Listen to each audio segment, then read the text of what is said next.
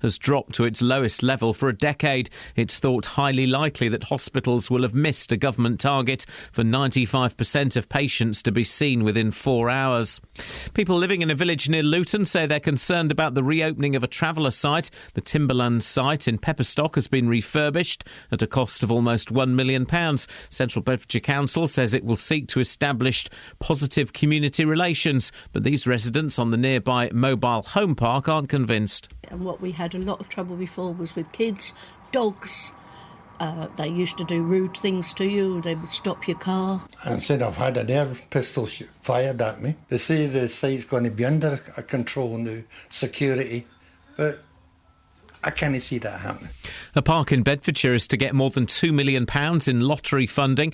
Houghton Hall Park in Houghton Regis will receive nearly £2.2 million and is one of 7 parks across the country to share over £20 million for improvement work.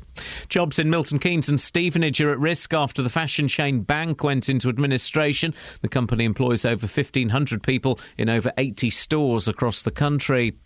Mid-Bedfordshire MP Nadine Dorries is meeting with Network Rail today to discuss what she calls an appalling service. Meanwhile, the government has suggested it was probably a mistake to use Finsbury Park Station as an emergency replacement for King's Cross during the Christmas travel chaos. North East Bedfordshire Tory MP Alistair Burt says the disruption affected many of his constituents. My constituents coming from Biggleswade, Sandy and Arlesey into King's Cross were of course inconvenienced and annoyed by what happened, but they're sensible enough to appreciate that the improvements being done were for their benefit and the benefit of their line that they've seen over the past few years. In sport, 2 goals from Stephen Gerrard gave Liverpool a 2-1 win at AFC Wimbledon in last night's FA Cup third-round tie. Liverpool will now host Bolton in the 4th round. Cambridge's reward for beating Luton is a money-spinning tie at home to Manchester United. Meanwhile, Luton are set to sign Bournemouth striker Jayden Stockley on loan, according to reports on the south coast. The weather cloudy for much of the day with outbreaks of rain at times, a maximum temperature 10 degrees Celsius, and you can get the latest news and sport online at bbc.co.uk/3 counties. Morning, Iain Lee, BBC Three Counties Radio. But I'm not here solo. Them two are here. You fight out who gets to speak first. Go on. Go on, Kath. No, you're all right. Unbelievable. On the show this morning, secret investigations, traveller camp reservations, Thameslink cancellations, and Justin's good vibrations. Why do you make me do this? You missed out good. Good vibrations. Better. Why do you make me do this? I'm not a performing monkey. I'm a human being with feelings. Oh, have another banana. Thank you, Mum. Across beds, hearts and bucks. This is BBC Three Counties Radio.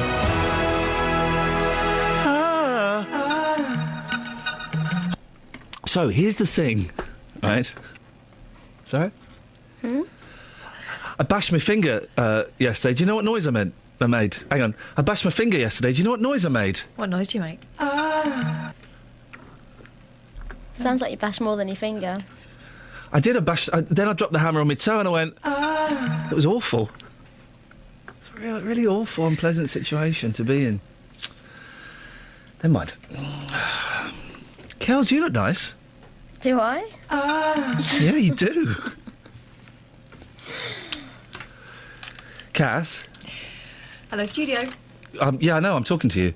She's pretending to answer the phone. No one's actually rang. Good, it's good because, you know what, I saw Kath this morning and she's got a bit of a beard growing. Is she? And do you know what I thought when I saw her? What? It's really It's a upsetting. silent phone call. Yeah, you all right, Kath? Yeah, silent phone calls this time in the morning. That's outrageous behaviour, isn't it? Just trying to think if I can do any more of these jokes. No, I can't. So I stop.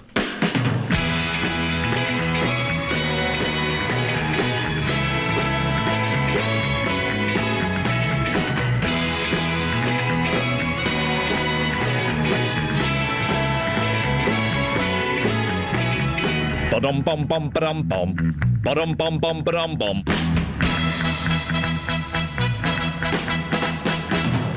Hearts gone astray, deep in hurt when they go.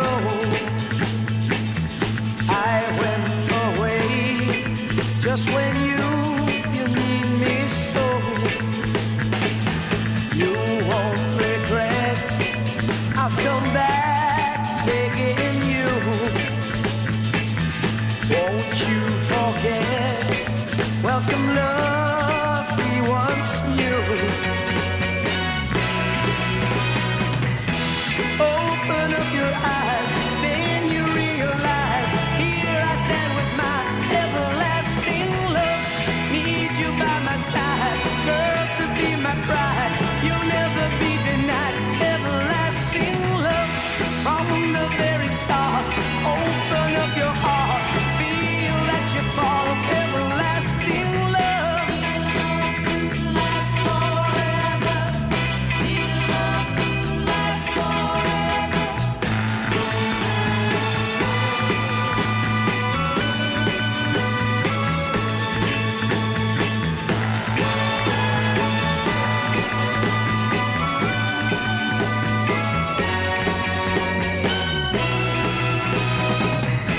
Well, life really flows, no one really knows, till someone's there to show the way to lasting love. Like the sun it shines, endlessly it shines. You always will be mine, if eternal love. Whenever love went wrong, ours would still be strong. Would have our very own everlasting love. Need a love to last forever. Need a love to last forever.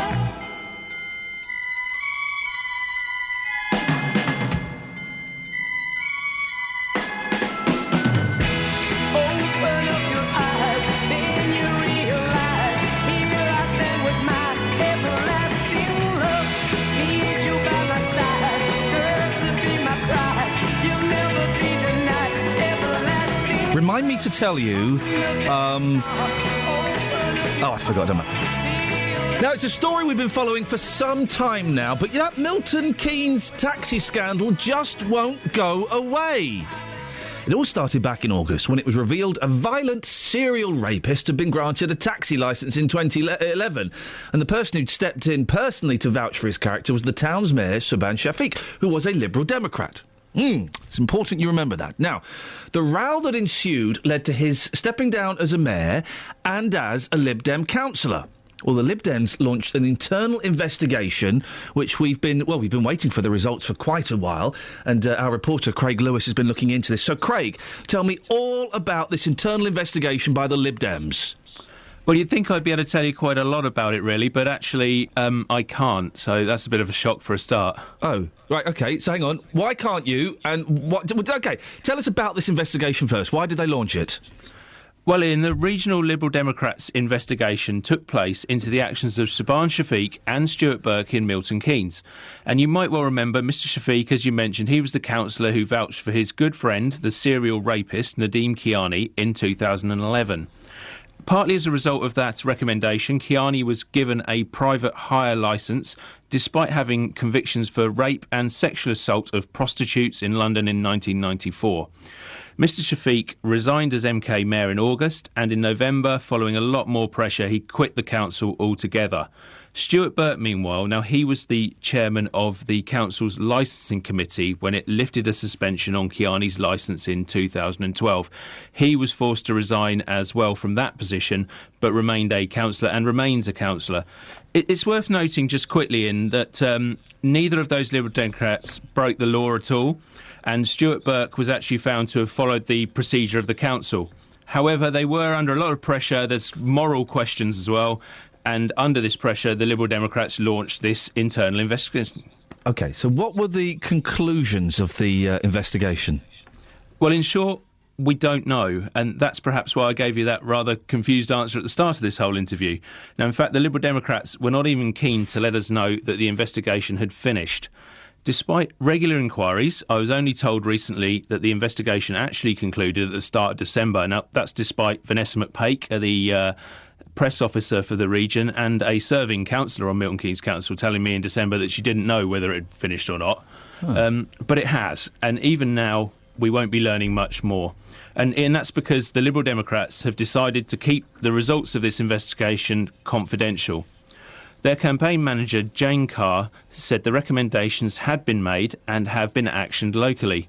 But she said both the report and those recommendations are confidential and won't be revealed to the public. Well, we mentioned in the introduction, Craig, that the matter is now closed. Who has said that? And I'm assuming it's a Lib Dem.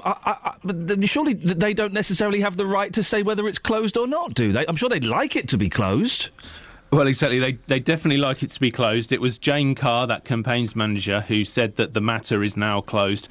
I don't think it's her decision to make. I think that the people of Milton Keynes don't think that either, and certainly taxi drivers don't. Now, the newly formed Milton Keynes Taxi Association is calling for Stuart Burke and for Labour's Gladstone Mackenzie, who was also on the committee that lifted the suspension on Kiani's licence. They are calling for both of those men to resign, and it's escalated since then as well. They're also calling for Liberal Democrat leader Douglas McCall to resign over his handling of the whole affair. As you might imagine, opposition councillors are also cashing in on this a little bit as well. I spoke to Conservative leader Edith Ball yesterday. She called the Lib Dems' decision disappointing. And perhaps more importantly, she said that they should have acknowledged what she called the gross errors of judgment that were made by these councillors in allowing Kiani to drive a taxi in Milton Keynes. One other little thing to point out, though, Iain, that to give the Liberal Democrats something, what they'd point out is that it was actually Amanda Box, a Conservative councillor, who presided over the original decision to grant Kiani a taxi licence. But, am I right? She's not a councillor anymore. She's not a councillor anymore. So if that's the best argument the Lib Dems have got, then they're surely clutching at straws. Craig, thank you very much for that. That's interesting. Oh, so the matter's now closed, because that's how it works, isn't it, Catherine? When you don't want to talk about something anymore, you just say, well, the matter is now closed, and it goes away, doesn't it? That's how it works. Yeah, especially when there's an issue of public confidence involved. Flipping it, that's incredible. Who are we talking to later on about this? We've got some people coming on, haven't we? We've got loads of people coming on. We have got, let me tell you exactly, Rosemary Smith, yep. who is, she helped set up the Milton Keynes Taxi Association in the wake of the scandal. Yep. And we'll also be speaking to Andrew Geary, who is the former leader of Milton Keynes Council. Does Douglas McCall talk to us anymore? I don't think he does, does he? We approached him. Yeah, I know that the last time he came on, he didn't have a particularly good time, so that's a shame. 03. No, hang on. What's the phone number in this place? 08459. Thank you. Plum. Excuse me. 455 555. I thought I heard an insult off microphone from one of you. Excuse me. Massive diff. What? What bell? I can. You know my hearing isn't up to scratch. Jeez. So, Phil Neville. You heard the latest from Phil Neville, whose dad is Neville Neville? Mm-hmm. Neville. Neville. I'm trying to sing Rebel Rebel, but I don't know the tune. Which makes... Wasn't it? Sorry? That was it, wasn't it?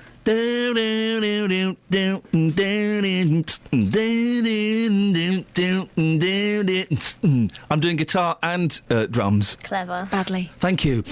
I don't think I'm doing the right song, actually. No. Anyway. You Can't Touch This by McHammer. Is that... What's... No. There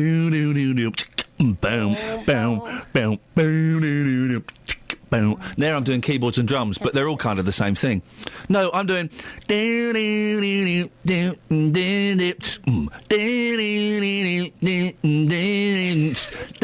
What song's that? Is that Rebel Rebel? Yeah, it sounds But like then how do the words go? Rebel. No, with the tune, Catherine. That's what I meant. I know how the words go. They go Rebel Rebel. With the tune. Over to you. No. Kels? No. What's the point? I'm sure you're going somewhere with Anyway, this. about Neville. Yeah? Son. Rebel. What about him? Can't make a coffee. Well, he can now. Oh. He was asked to make a coffee and he went, I don't know how to do it. Well, we haven't got time now because you two have been messing around so much. We've got to go to the controversial Sammy Brough.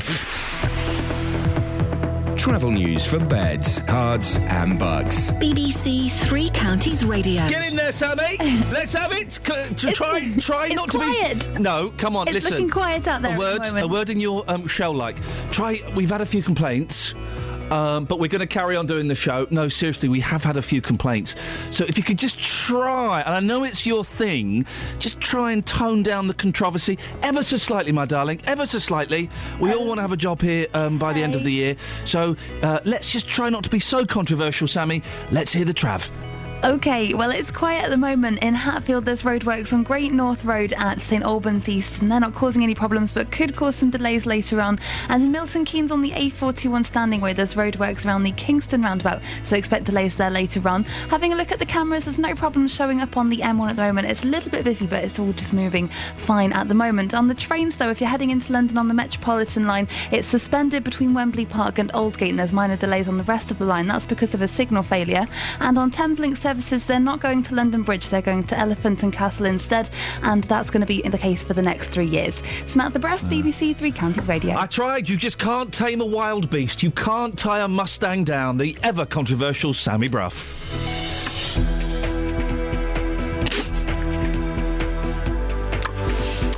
Myself laugh. 6:17. It's Tuesday, the 6th of January. I'm Iain Lee. These are your headlines on BBC Three Counties Radio. The results of an internal Lib Dem investigation into how a serial rapist was granted a taxi licence in Milton Keynes will remain confidential. Figures on NHS waiting times are expected to show the performance of accident and emergency units has dipped to its lowest level for a decade. And people living in a village near Luton say they're concerned about the reopening of a traveller site. BBC Three Counties Radio.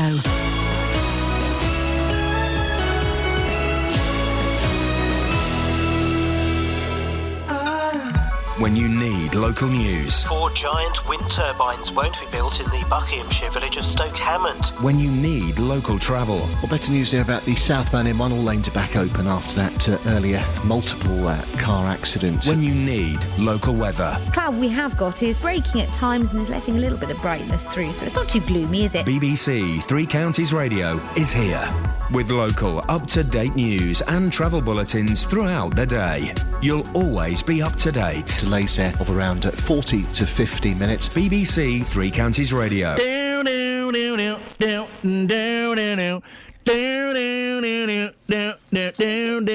Goes more like this. That's what I was singing. Anyway, do you know what? I think I was thinking of Moni Moni, not Rebel Rebel. Here she comes now singing. That's the fella.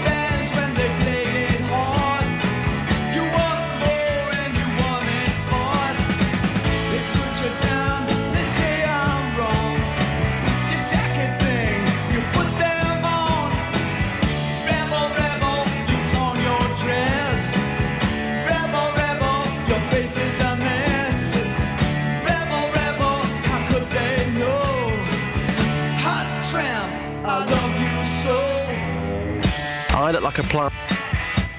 Dad pop. Where did that idea come from? Yeah, I mean, it came from my brain.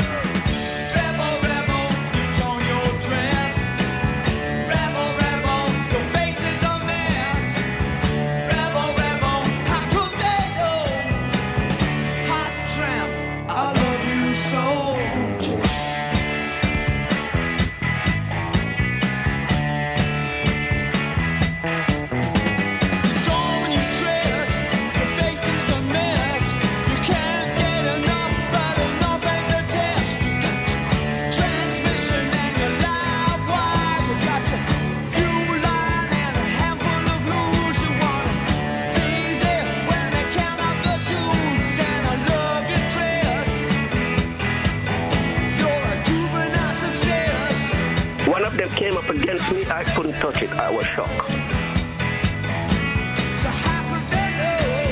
Don't underestimate a scenic. I like the mushy peas.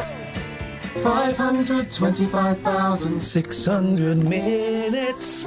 Now, people living in a village near Luton are concerned about the reopening of a traveller site later this month. The Timberland site in Pepperstock has been refurbished at a cost of almost £1 million. Before the makeover, local councillor Richard Stay described it as a no-go zone for the police. Well, these residents on the nearby mobile home park have no confidence that the same problems they had before won't return. They said to us at the last meeting that we were at that they would control it, but once they're outside the gates of the thing, they can't control it. And what we had a lot of trouble before was with kids, dogs. They used to do rude things to you. They would stop your car. They would do everything like that. I mean, they would do their best to control it, but they've already admitted that once it's outside their gates, they can't do it. Quite honestly, it's just outrageous. We don't want it. Nobody wants it. Even the local councillors don't really want it. And it's going to be back. We're going to be back exactly where we were. It is going to open. Well, we always knew it was going to open up again, but I'm not really too happy about it. I've never known them to be able to control them. They say the site's going to be under a control now, security, but I can't see that happening. And said I've had an air pistol fired at me. You get the odd thing thrown at you. But you don't go in the site after them. You don't go in there. So, you've just moved here. I moved about Christmas 2 years ago. I've just had my second Christmas. So, since you moved in, basically that traveller site has been shut. So now it's reopening. How do you feel? I feel very nervous. Because Why? I feel really secure and everybody looks after each other around here. I know they're unhappy about travellers coming in. They have lived here much longer. And it's made me feel, I just hope I'm not going to have to move again. Well, that's our reporter Tony Fisher speaking to many accents from around the world. Catherine, we've got a statement from Central Bedfordshire Council. What does it say? Well, it goes something like this. Yeah. Priority for licences will be given to gypsy and traveller applicants who are elderly or disabled because we've refurbished the site to mobility standards. We've worked closely with the local ward members and the parish council who are supportive of the council's approach. The refurbishment project's been delivered successfully and we look forward to working closely with local stakeholders and the new residents to ensure the site is well managed in future. Working together, we will seek to establish positive community relations and if problems arise, we'll resolve them quickly and without fuss. Across beds, hearts and bucks. This is Iain Lee. BBC Three Counties Radio. Hey, we can hold them to that. Yeah, we can hold them to that. So, Phil Neville, we'll get to him in a little bit. I would like to offer my sincerest apology to the Everly brothers. Right. Are they both dead? One died recently. One might still be clinging on. Let me Google. It turns out I was wrong.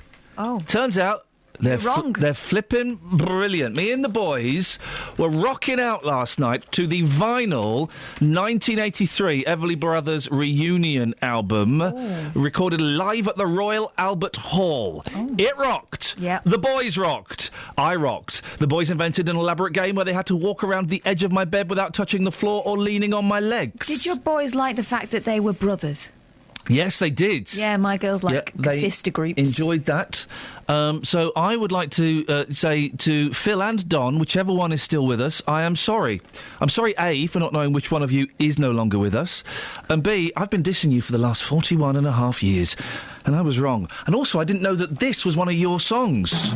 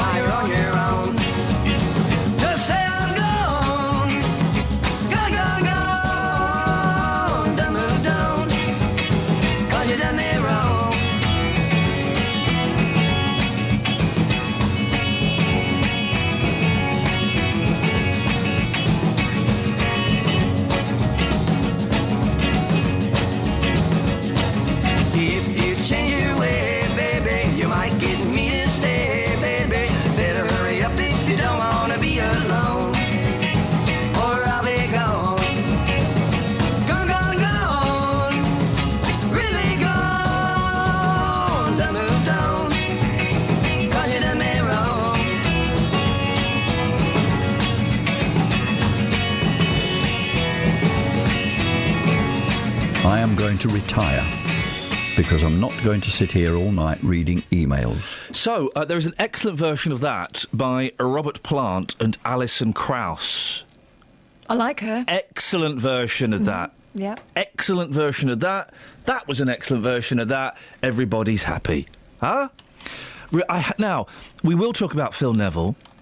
We will talk about Phil Neville after past, because he's... Is it Phil or is it Gary?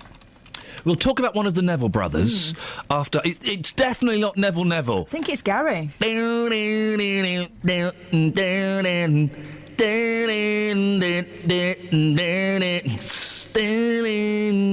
Can't touch this. Rewind. Okay. I can do beatbox. Well. Yeah? Yeah, very well, thank you. I'm glad you recognise my talents. Travel news for beds, cards and bugs. BBC Three Counties Radio.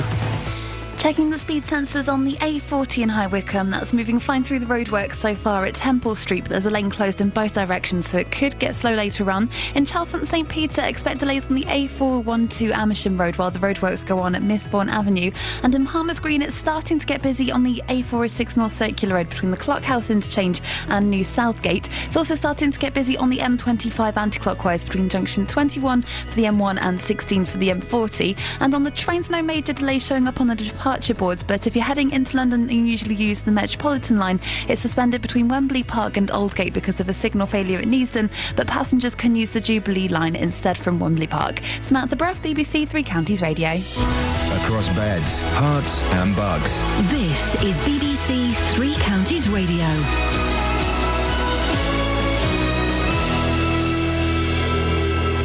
It's 6:30, I'm Simon Oxley. The results of an internal Liberal Democrat investigation into how a serial rapist was granted a taxi licence in Milton Keynes will remain confidential. Lib Dem Mayor Subhan Shafiq resigned, but the party say their investigations into the affair will not be made public.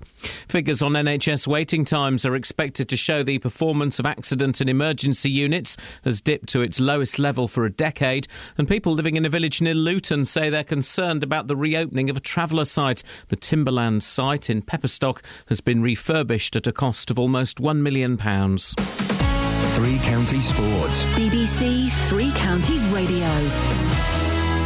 2 goals from Steven Gerrard gave Liverpool a 2-1 win at AFC Wimbledon in last night's FA Cup third-round tie. I grew up loving the competition and, to play in it, and it's going to be my last time, so I want to make the most of it and try and go all the way. They gave you a game, didn't they? Yeah, we expected it. I mean, it's the beauty of the FA Cup. Doesn't matter where you are, in what league, or how you're doing. Form seems to go out the window and becomes a leveller, and fair play to them. I think their manager can be really proud of them. They were honest throughout the team and give us a real test. Also last night, Burnley and Tottenham drew 1-1. Tonight, Everton host West Ham. Liverpool's reward is a fourth-round tie at home to Bolton. Elsewhere in the fourth-round draw, holders Arsenal go to Brighton. Chelsea host Millwall or Bradford. And Cambridge's reward for beating Luton is a money-spinning tie at home to Manchester United. Luton are set to sign Bournemouth striker Jayden Stockley on loan, according to reports on the south coast. The 21-year-old could make his debut in Thursday's League 2 match at home to Shrewsbury. Stockley was on loan at Cambridge earlier this season. Meanwhile, Wycombe striker Paul Hayes says Luton and Shrewsbury are their main rivals for promotion this season. The Blues return to the top of the table on Saturday with victory against Hartlepool. Hayes says it's about who has the best squad. From day one, you look at Luton, Shrewsbury, Northampton and Bury, the 4 biggest spenders in the league, who've got the biggest budget. Do you know what I mean? So going into the back end of the season, if them 4 teams are going to be in around it, they're going to spend big, they're going to obviously attract better players. And Oldham Athletics says it's still considering whether or not to offer the convicted rapist Ched Evans a contract. Tens of thousands of people have signed a petition calling for the club not to sign the striker. BBC Three Counties News and Sport. The next full bulletin is at 7. Call 08459 455 555. BBC Three Counties It's Radio. definitely Phil Neville. No, hang on. Go on. 1, 2. Go with the green. Buckle my shoe. Yeah, go with the green. Go with the green. There we go. Beautiful. It's definitely Phil Neville. Right, okay. Can you reach that? With your tiny little arms? I can. Got T-Rex arms, haven't she, Kels? Got T-Rex arms. Yeah. The arms of a T-Rex. They're normal length of arm. Oh, look at you stretching them. Oh, that's so sweet. So The trouble is I've got quite broad shoulders. You only get so much skin. So did T-Rex. He is a great man, the best in the world. When Sarah Ferguson starts sticking up for you, that's when you're in trouble. That's all we can say on that. Well, story. she lived in his house for quite a long time, didn't she? Yeah, and gosh, Prince Andrew's ex-wife, Sarah Ferguson, yesterday leapt to his defence. Oh, blimey. You know you're in trouble when Fergie... Yeah, imagine leaping to someone's defence. What we got in the papers? Oh, it's Phil Neville, anyway. Yeah, go on. All right, shall I play it? Where is it? Hang on. Yeah. No. So Phil Neville, son of Neville Neville, brother of Gary Neville, right? This is him on 5 Live. Did you hear this? No. Right, this is him on 5 Live talking about making coffee. I'm quite fortunate that my wife does a lot of the cooking around our house, and yes, it was 2 days ago. A mum came to my house. And this was instant coffee as well, wasn't it? Just 2 days ago. I mean, I had to phone my wife and ask her how to make a cup of coffee, and to be fair, he's still alive, the man I made it for, so it mustn't have been a bad one. He doesn't know how to make a cup of instant coffee. This is very topical because yesterday, Yeah. you know Jen, our apprentice. Oh, I witnessed that. Yeah, She go on. can't make. She's never made coffee before. She'd offered though, and I said, So "Are she you offered- okay?" And she said, "I'm just making my first cup of coffee." She poured the grains of coffee Oh, flip. into her hand. Oh. And took it into the cup. This is... Wow. Well, I saw the start of that procedure. I like her because she's so keen and enthusiastic, but ultimately, if she can't make coffee, she's never going to make it in this industry. But actually, there's a lesson for people who want to get into radio. Yeah. Say you can do it, Yeah. and then work out how you do it.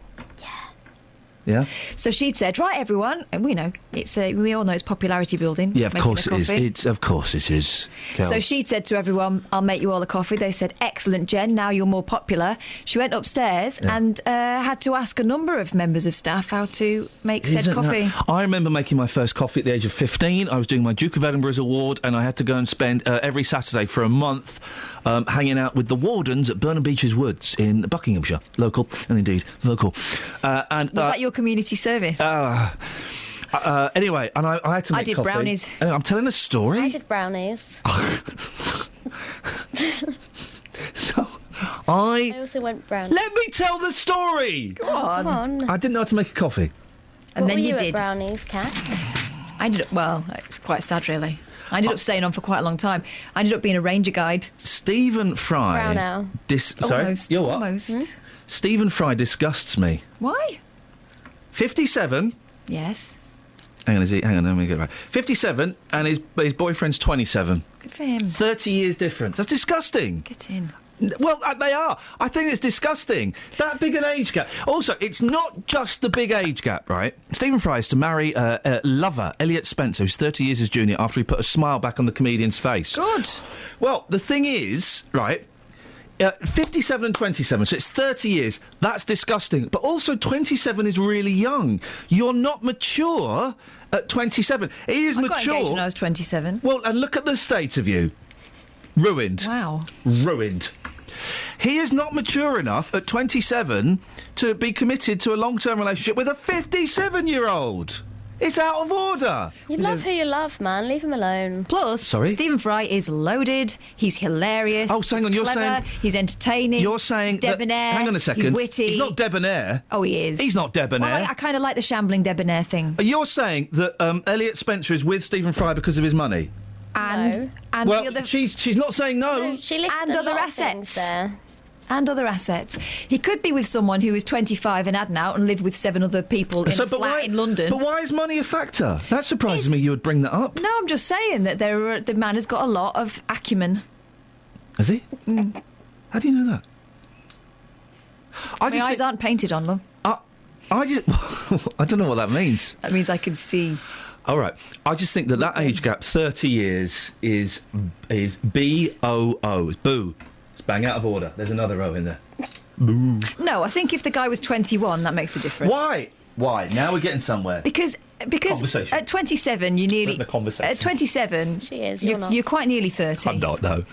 27, you're quite nearly 30. All right, Marge Proops. Yeah, go on, Confucius. Yeah, and? I think there's a big difference between 21 and 27. Yeah, there's 6 years. There's a big difference, but there's, No, but in terms there's of a big maturity, I was still a real... I mean, I'm a Wally now, but I was a real Wally when I was 21. There's a big difference between 21 and 27. And you Fair want different play. things. There is a big difference between 27 and 57. Yeah, but 27, you're starting to think about settling down, aren't you? Yeah, but do you know what? Probably at 27, you're wrong. Stephen Fry's very clever. He knows what he's doing. Yeah, he does. So- And that worries me.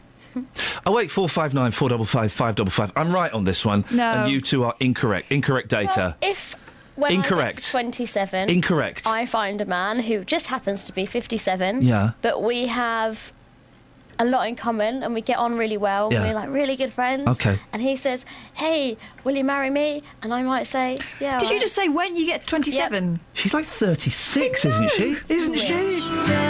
Just keep moving till I don't know what to say.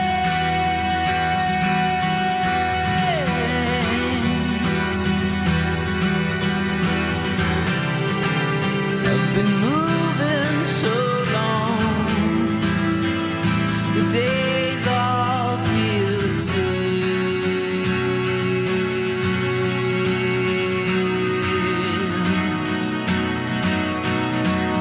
Moving, just keep moving. Where I don't know why to stay.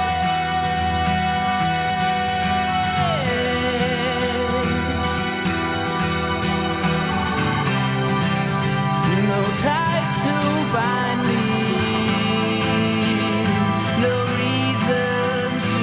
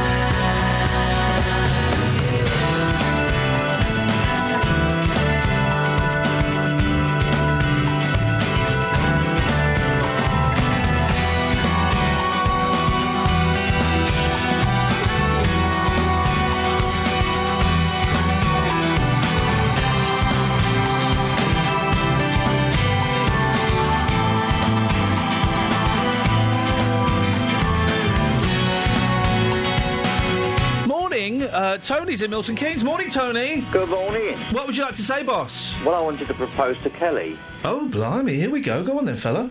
Well, she says that she wouldn't mind taking the man up to 57. Well, I've got another 10 years on that. I'm 67. Ooh, even spicier. Yeah, but my benefits are I act like a 5-year-old. What, you do a poo in your pants? Often. Blimey. Kels, he sounds good, doesn't he, Kelly? Sounds like a keeper. The poo in the pants has sold it to me. Has he really? What else have you got? Come on, Tony, what makes you so special, Mr. Lover? Ooh. Well, I've got all these old radios that she can play with. Oh. Yeah, she likes fiddling with knobs. Yes, I was going to say that. You took it out of my mouth. I'm glad.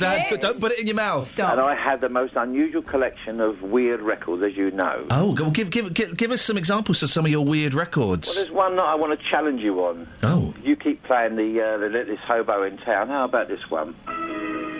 Freedom is a dusty road heading to a highway. California. It's called Love Me, Love My Dog. And who's that by, Tony? Peter Shelley. What, Pete Shelley from the Buzzcocks? But the words in it is that he can't fall in love with you unless you love his dog. And if you don't love his dog, then he's going to go on his way, so you've got to love me, love my dog. Ladies and gentlemen, we're going to do a phone in now, love songs about dogs. Of course, the best love song about a dog, Tony, is I Love My Dog by Cat Stevens. Do you really? I love my dog as much as I love you. I don't remember the rest of it. Yeah. Sorry? I think it's a very foolish thing to think, because that dog's going to last, 5-10 more years, then you'll be on your Todd. Yeah, exactly. Back to Kelly. Oh, sorry. I haven't got long to live, so she's got a nice little sum of money coming. How much money have you got, Tone? I'm very protective of Kelly. About £8 at the moment. Well, we'll say bye-bye. Thank you very much indeed. You can do better than that, Kels. Thanks. You can do better than that. You can get at least a tenner. Love songs about dogs. I'm happy to do that. 08459 455 555. Old Chep, Elvis Presley. That's the worst song in the world. It's not even a song, it's just like a man talking. Was there one called Old Yeller? Yeah, there was one called Old Yeller. And I think we've probably covered it, unless you can think of any more. 81333, start your text 3CR.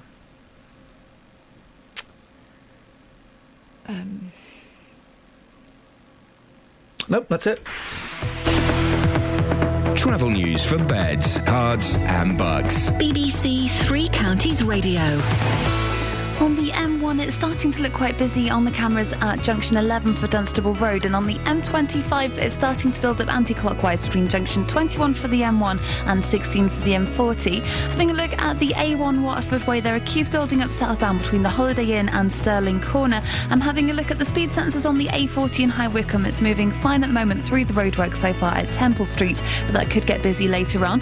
On the trains, if you're heading into London, it's looking fine on the main line trains, but on the Underground, the Metropolitan line is suspended between Wembley Park and Aldgate because of a signal failure at Neasden, but passengers can use the Jubilee line instead and change at Wembley Park. There are engineering works on Thameslink services between Bedford and Brighton, so they're calling it Elephant and Castle instead of London Bridge. Samantha Bruff, BBC Three Counties Radio. She's a rule breaker, I'll give her that. 6:45, it's Tuesday the 6th of January. I'm Iain Lee. These are your headlines on BBC Three Counties Radio. The results of an internal Lib Dem investigation into how a serial rapist was granted a taxi licence in Milton Keynes will remain confidential. Figures on NHS waiting times are expected to show the performance of accident and emergency units has dipped to its lowest level for a decade. And people living in a village near Luton say they're concerned about the reopening of a traveller site. Coming up, we'll speak to Dealey, but before that, let's get the weather. Here's Kate. Beds, Herts and Bucks weather. BBC Three Counties Radio. Good morning. It's a rather grey but reasonably mild start to the day. The temperature outside at the moment ranging between 7 and 9 Celsius. A little bit cooler out towards parts of Buckinghamshire, but really quite a mild start. 1 or 2 spots of light rain and drizzle around this morning, but the main, more defined band of rain arrives around lunchtime and continues through this afternoon as it continues on its journey eastwards. Still reasonably mild, though, the maximum temperature up to 9 Celsius. Now, overnight, as that rain clears eastwards, adds with the cloud, behind it, the sky is much clearer, so the temperature is going to drop. The air much colder, so a widespread frost expected as we head through to dawn tomorrow morning, with the minimum temperature reaching -2. So a bright, chilly, frosty start to Wednesday, but it will cloud over, becoming windy tomorrow afternoon with further outbreaks of rain, but the maximum temperature at around 8 Celsius. And that's your forecast. On Thursday night, there's an extra Three Counties sport. We're with Luton as they host Shrewsbury in a top 6 clash. Now Rooney with a shot, that's going in! Look, Rooney left-footed, plants it into the bottom corner. There'll be all the build-up, uninterrupted commentary and all the reaction at the final whistle. I thought it was a terrific game, to be honest. I think it warmed the supporters up from both teams. Luton versus Shrewsbury, Thursday night from 7, here on BBC Three Counties Radio.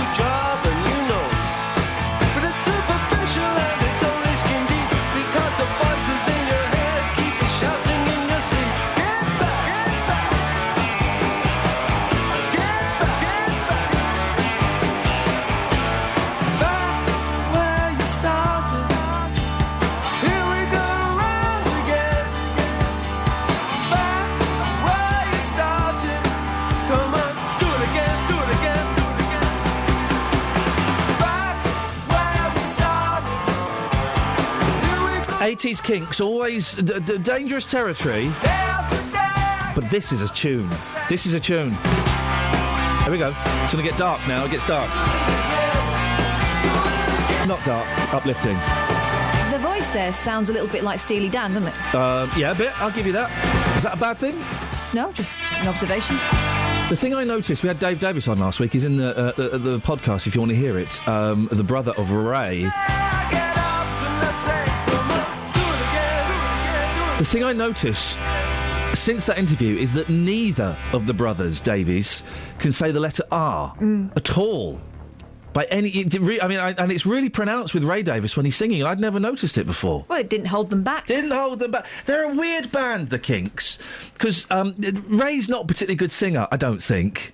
And they had a lot of bad songs in the 70s and 80s, but everyone still loves them. Yeah, but they were the first to do stuff. Yeah, they were good. I mean, they're brilliant, but they're weird. They're weird. They're not as catchy or as instant as The Who or the Beatles. There are a number of singers who've got sort of speech impediments and sing regardless, aren't there?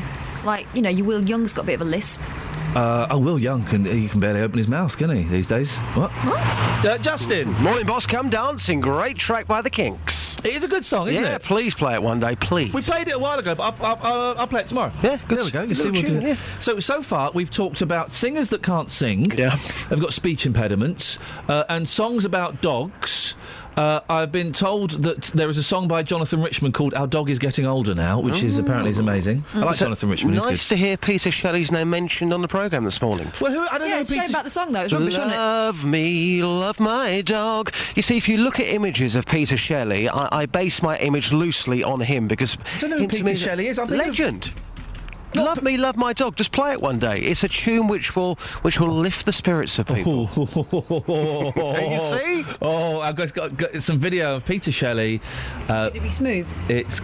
Oh! Wow, there is an uncanny resemblance. Exactly. You see what I'm saying now? The leather jacket. Well, we got the shirt. He's double denim here. Yeah, well, I do that as well. Why not? Fantastic. Why not, Justin? Why not? Many marvellous things. Now listen, I'm not sure what to send you out on, and why. I know. What? Sorry, Stephen Fry. Go on. It's just wrong. Go on, tell me. I had the conversation about 10 minutes ago. Yep. I've seen the come on, pictures. Justin. When you're 57, you'll have a 21-year-old girlfriend. Well, do you know what? If that did happen, you'd be calling me a pervert, wouldn't you? But it's going to happen. You can't say it. Oh, you can't say it here. I've seen the pictures. I'm sorry, but this is just wrong on all levels. It looks wrong. It is wrong. Don't you think that 27 is there's a big difference between being 21 and being 27? No. Really? 30 years, it's just a big no-no. How can you find somebody attractive and how can you love somebody? 30 years is too much. It's not all about fancying each other, is it? Well, it is, yeah. Because if you don't fancy that person, they're going to go and fancy somebody else. Let me tell you something. Fancying can wear off if there's nothing else behind it. My wife is, I think, 5 years younger than me, and we struggle to find the popular cultural references that we share. She didn't watch the same programmes as me and didn't listen to the same music as me. Oh, you're bang on the money. So, who told you that? So 30 years difference. Yeah. This young lad, Elliot Spencer, he's not going to have a clue what the clangers are, for example. I don't think Stephen Fry talks about the clangers. I bet he does. Yeah? You like that? No, I don't. It's good. You want to take that to the streets, Just? I'll take you to the streets. I mean, I think people are going to find it wrong, but also age gaps in relationships. That's 30 years. I don't think I'm going to find anybody this morning who's going to get anywhere near that. And I think that maybe is the key point here, because he lives in a showbiz world. Everything's so different. 30 years, for him, it can work, but everybody else, normal people, let's say, would look at that and say, that is never going to work in a million years. Do you know why I think I have some sympathy for this? It's because I think that my mental age is about 27, 28. Your facial age isn't love. I'm talking about my facial age. No. Did you say this morning, boss, that Kath was growing a bit of a tash there? What? Did I hear you mention that this morning? Justin, we will speak to you later on, mate. Thank you so much indeed. Thank you. This is a good story. Sorry? Kels? This is just one paragraph when this should surely be a front page news. Nanny state. A runaway goat jumped on a trolley and caused chaos at a budgeon store in Cambridge yesterday. What? That's all we know about that. I want photos. Goat. There's so many elements. Jumped on a boat. A runaway goat jumped on a trolley and caused chaos at a budgeon store. And it's the budgeons that makes it so special, I think. In Cambridge yesterday. Jumped on a trolley? In budget. He's a goat. Right, it's a goat. It's a runaway goat. So it's fleeing from its vicious, wicked masters. And it thinks, I know what, to escape from this, I'm going to jump on... there's a trolley, I'm jumping on it in budgeons. I wonder what he was shopping for. Oh, goats will eat anything. Yeah, They're not fussy. No. Have you got anything, Kath? Yeah, Go on, we've got 2 minutes. Bags for Life not only saves the planet, it could save your life. Hey, flipping heck, I like it, yeah. A dog walker who feared that she was being buried alive in quicksand pulled herself to safety using Bags for Life. Can I just say, dog walkers, get a real job. Get a real job where you have to do something instead of just walking dogs. That's not a job. It's not a way of life. I don't think it is her job. I think she's just walking her dog. You said a dog walker. Well, she was a dog walker. So that's her job, is it? That's what it's called when you take your dog Get for a real walk. job. Oh, that's like being a pedestrian. That's not your job. You can't get paid for that. Just get a real job, dog walkers. Anyway, You disgust me. The woman had been trapped alone in the dark on a beach near Glyn Gap, Bexhill-on-Sea, Sussex, for more than an hour and was afraid she'd never get out. Then she laid her plastic supermarket bags in front of her, which helped spread her weight, which she was able to pull herself free. Big girl, was she? No, it's How just much money do these dog walkers make? They can make enough to stuff their faces. Wow, I haven't... Is quicksand real? Yes. No. Yeah. I don't think it is. Well, it was real for her. She had to save herself with her Bags for Life. Quicksand is where you're sinking and you're going, oh, help! Oh. Yeah, I don't think it's as quick as they show in the cartoons, often. Unless you're in, the jungle. What's that noise? Huh? Can you hear that? Yeah. It's like... Is it just medium slipping sand, then? It was quicksand, but... You know when you hold your nose and you pop your ear? Yeah. Other people can hear that. Yeah. Isn't that insane? And if somebody can suck your ear and pop out... Ew. I just switched the microphone off because we just got a little bit of a glimpse into Kelly's life I didn't really want. Sucking your ears. I don't like dog walkers, but I do like people listening to my ears pop. Okay. Likes, dislikes, call me now. 08459 455 555. Travel news for beds, cards and bugs. BBC Three Counties Radio. On the M1 towards London, there's been an accident between junction 5 for Watford and 4 for Edgware Way, so that's causing queues now with one lane blocked there. On the M25, it's starting to get very busy between junction 21 for the M1 and 16 for the M40. And in Neasden on the North Circular Road, that's starting to look quite busy on the speed sensors between the M1 and the Staples Corner flyover at Brentfield Road. On the A1 Watford Way, there are queues building up southbound between the Holiday Inn and Stirling Corner. And on the trains, if you're heading into London and usually use the Metropolitan line, that's suspended between Wembley Park and Aldgate because of a signal failure at Neasden. Samantha Braff, BBC Three Counties Radio. Oh! You just heard my ears crackle, didn't you? It was disgusting. I did it! I've got really funny... I nearly saw that. I've got really funny ears now. But you heard my ears. You put your ear next to mine. I wonder if I can... I wonder if I can do it here. Can you hear this? Oh, I got the other ear. Oh, it's not working now. I think I'm deaf. I'm a little bit nauseous.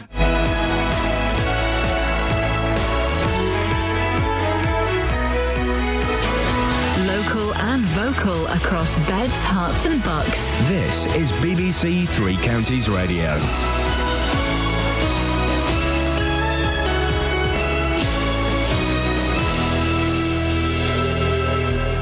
It's 7 o'clock. I'm Simon Oxley. The headlines: Milton Keynes taxi report to remain confidential, NHS waiting times to be revealed, and villagers' concern over reopening of Bedfordshire Traveller site. BBC Three Counties Radio. The results of an internal Liberal Democrat investigation into how a serial rapist was granted a taxi licence in Milton Keynes will remain confidential. The investigation was launched last year after details of Nadeem Kiani's rape and sexual assault convictions were revealed. More from Craig Lewis. Liberal Democrat Mayor Saban Shafiq resigned after it was revealed he had vouched for rapist Nadeem Kiani, while fellow party member Stuart Burke quit as chairman of Milton Keynes Council's licensing committee. Mr Burke had headed up the committee which lifted a suspension on Kiani's licence. The Liberal Democrats have now concluded their investigations into the affair, but the results will not be made public. They said a number of recommendations have been implemented and the matter is now closed. Figures on NHS waiting times being released later this morning are expected to show that the performance of accident and emergency units has dropped to its lowest level for a decade. It's thought highly likely that hospitals will have missed a government target for 95% of patients to be seen within 4 hours. People living in a village near Luton say they're concerned about the reopening of a traveller site. The Timberland site in Pepperstock has been refurbished at a cost of almost £1 million. Central Bedfordshire Council says it will seek to establish positive community relations, but these residents on the nearby mobile home park aren't convinced. And what we had a lot of trouble before was with kids, dogs. They used to do rude things to you. They would stop your car. And said I've had an air pistol fired at me. They say the site's going to be under a control now, security, but I can't see that happening. A park in Bedfordshire is to get more than £2 million in lottery funding. Houghton Hall Park in Houghton Regis will receive nearly £2.2 million and is one of 7 parks across the country to share over £20 million for improvement work. Jobs in Milton Keynes and Stevenage are at risk after the fashion chain Bank went into administration. The company employs over 1,500 people in over 80 stores across the country. Mid-Bedfordshire MP Nadine Dorries is meeting with Network Rail today to discuss what she calls an appalling service. Meanwhile, the government has suggested it was probably a mistake to use Finsbury Park Station as an emergency replacement for King's Cross during the Christmas travel chaos. North East Bedfordshire MP Alistair Burt told the Commons his constituents could see a bigger picture. My constituents coming from Biggleswade, Sandy and Arlesey into King's Cross were of course inconvenienced and annoyed by what happened, but they're sensible enough to appreciate that the improvements being done were for their benefit and the benefit of their line that they've seen over the past few years. In sport, 2 goals from Stephen Gerrard gave Liverpool a 2-1 win at AFC Wimbledon in last night's FA Cup third-round tie. Liverpool will now host Bolton in the 4th round. Cambridge's reward for beating Luton is a money-spinning tie at home to Manchester United. Meanwhile, Luton are set to sign Bournemouth striker Jayden Stockley on loan, according to reports on the south coast. The weather, cloudy for much of the day with outbreaks of rain at times, a maximum temperature 10 degrees Celsius, and you can get the latest news and sport online at bbc.co.uk/3 counties.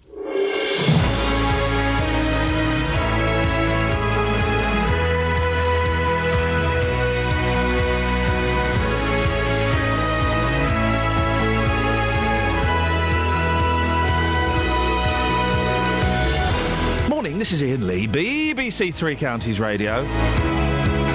Lots to talk about this morning. Taxis. Taxi!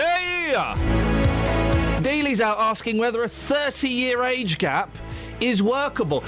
The 30 years bothers me, and the fact that the younger person in the relationship between Stephen Fry and his boyfriend is only 27. That concerns me. 08459 455 555. Across beds, hearts and bucks. This is BBC Three Counties Radio. I just think when you know, you know. But you don't always know, do you? That's the thing. But when you do, you do. But when you do, sometimes you don't. But you mostly do. Not always. Yeah? Thanks. 08459 455 555 is the telephone number if you want to give us a call on that. Now, chances are, if you've listened to this show, like maybe even half a dozen times in the last year, you'll have heard about a huge row that erupted over the Mayor of Milton Keynes' decision to vouch for the character of a taxi driver. Mate of his also happened to be a violent serial rapist. Nice guy. The taxi driver, not the mayor, obviously. I say mayor, it's Subhan Shafiq, who's now the former mayor, having handed in his chain, as well as his role as a Lib Dem councillor as the furore rumbled on. Well, the cabbie's licence was revoked. Taxi drivers across Milton Keynes will now have background checks, and the Lib Dems launched an internal investigation, which we can't give you the results of because they're keeping it secret. And as far as they're concerned, the matter is now closed. I'd love your thoughts on this. Are you happy with that? The Lib Dems, whose mayor gave the thumbs up, personally recommended a violent serial rapist should get a cab licence, created a real stink. They've had an investigation. They're never going to tell you what the results are. Is the matter over for you? 08459 455 555. Rosemary Smith helped set up Milton Keynes Taxi Association in the wake of the scandal. She joins me now. Rosemary, the Lib Dems are keeping this report a secret. What's your reaction to that? Well, I mean, what are they covering up? What are they hiding? I mean, all of this scandal created a dreadful situation, and the public, I think, have the right to any information, because this, via the Lib Dems, has cost them £65,000. I mean, they were involved, as you've said before, in obtaining taxi badges for rapists. Saban Shafiq is still running a taxi. He's got 2 taxi badges, one of which is a school badge. Does that make what is classed as a fit and proper person in the eyes of Milton Keynes Council? Now, the thing is, you say that the Lib Dems, what are they covering up? The thing is, we don't know if they're covering up. The report may have been they may have come out, and there may be a few recommendations that they follow. But because they won't tell us, people do jump to naturally the worst conclusion, don't they? Yes, of course they do. And I mean, the whole thing is that this started off by a councillor. Saban Shafiq being able to give references for a taxi driver or a potential taxi driver. We now have a situation, and I was actually at the meeting, where Lib Dem councillor Chris Williams has already stated that he thinks that councillors should still be able to give references for potential taxi drivers. Now, I think that's what started this in the first place.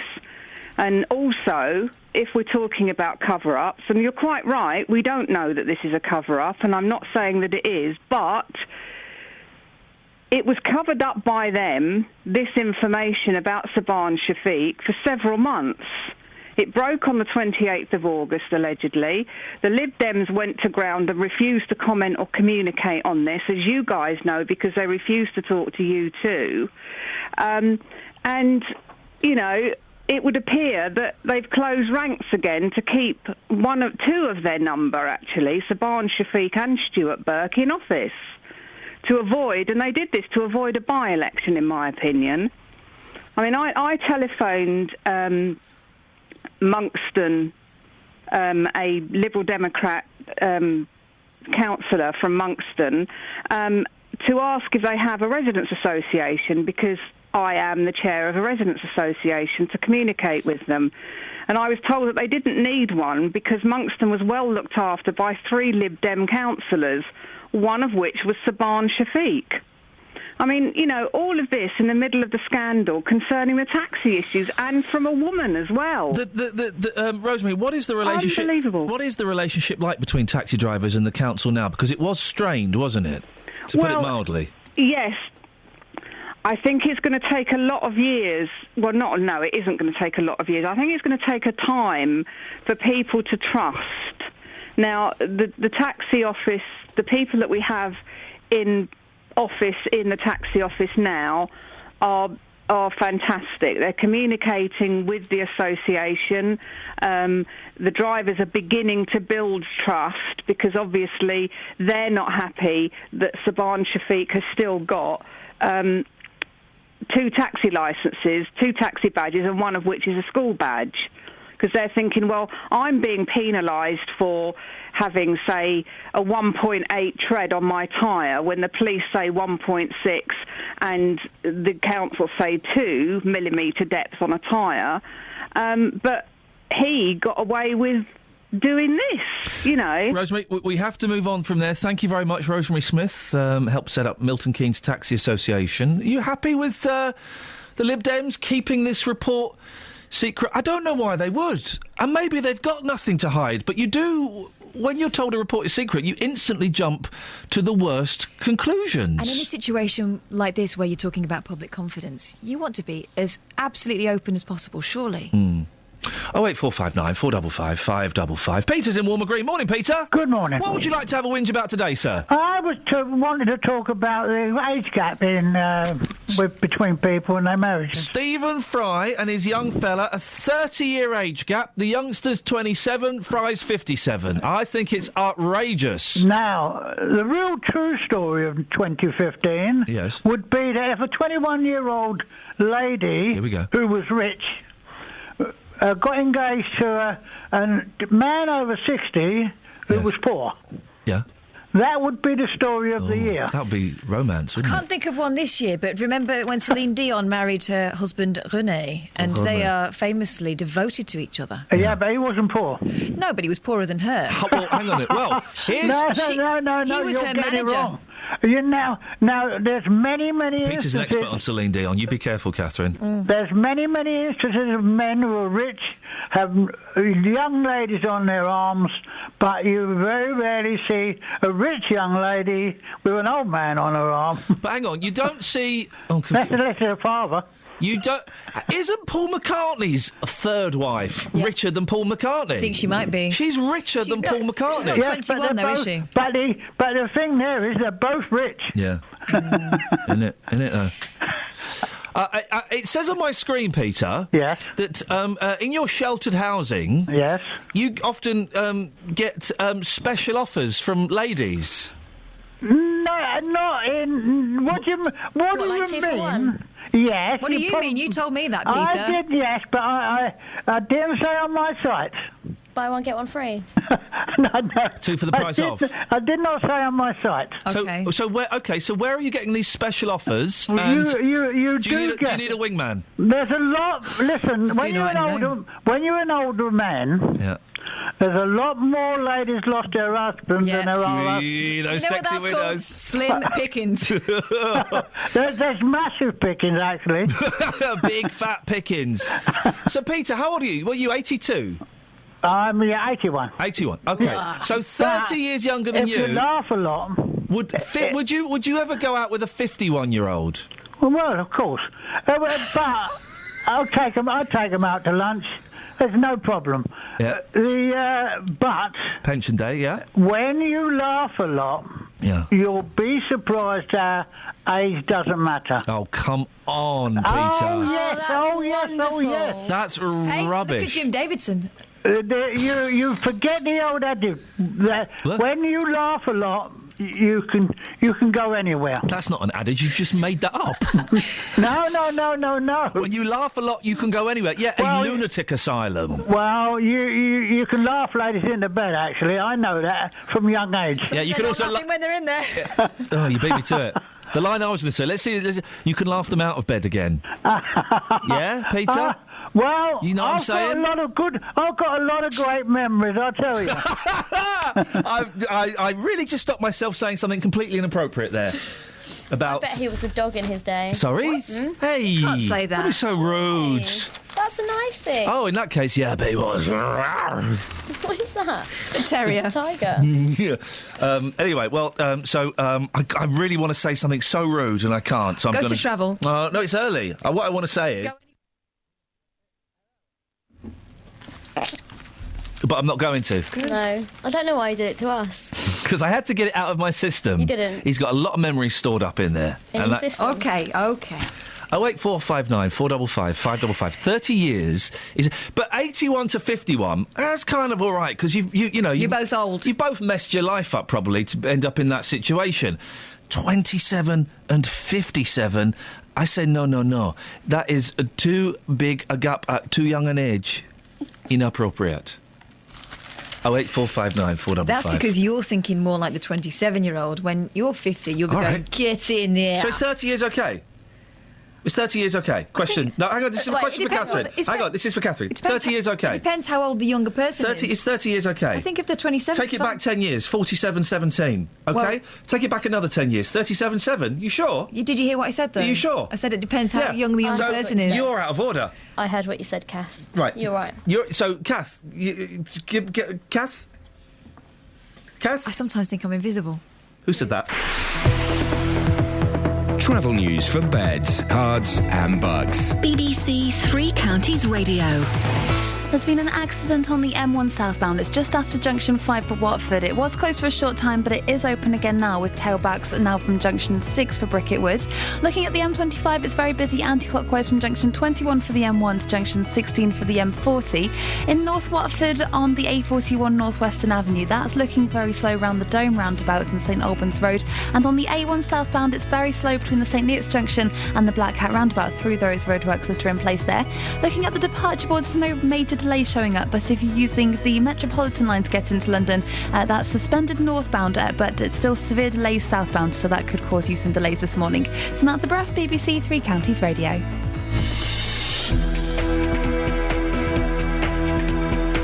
Thank you, Samantha. 7:16. It's Tuesday, the 6th of January. I'm Iain Lee. These are your headlines on BBC Three Counties Radio. The results of an internal Lib Dem investigation into how a serial rapist was granted a taxi licence in Milton Keynes will remain confidential. Figures on NHS waiting times are expected to show the performance of accident and emergency units has dipped to its lowest level for a decade. And people living in a village near Luton say they're concerned about the reopening of a traveller site. Three Counties Radio.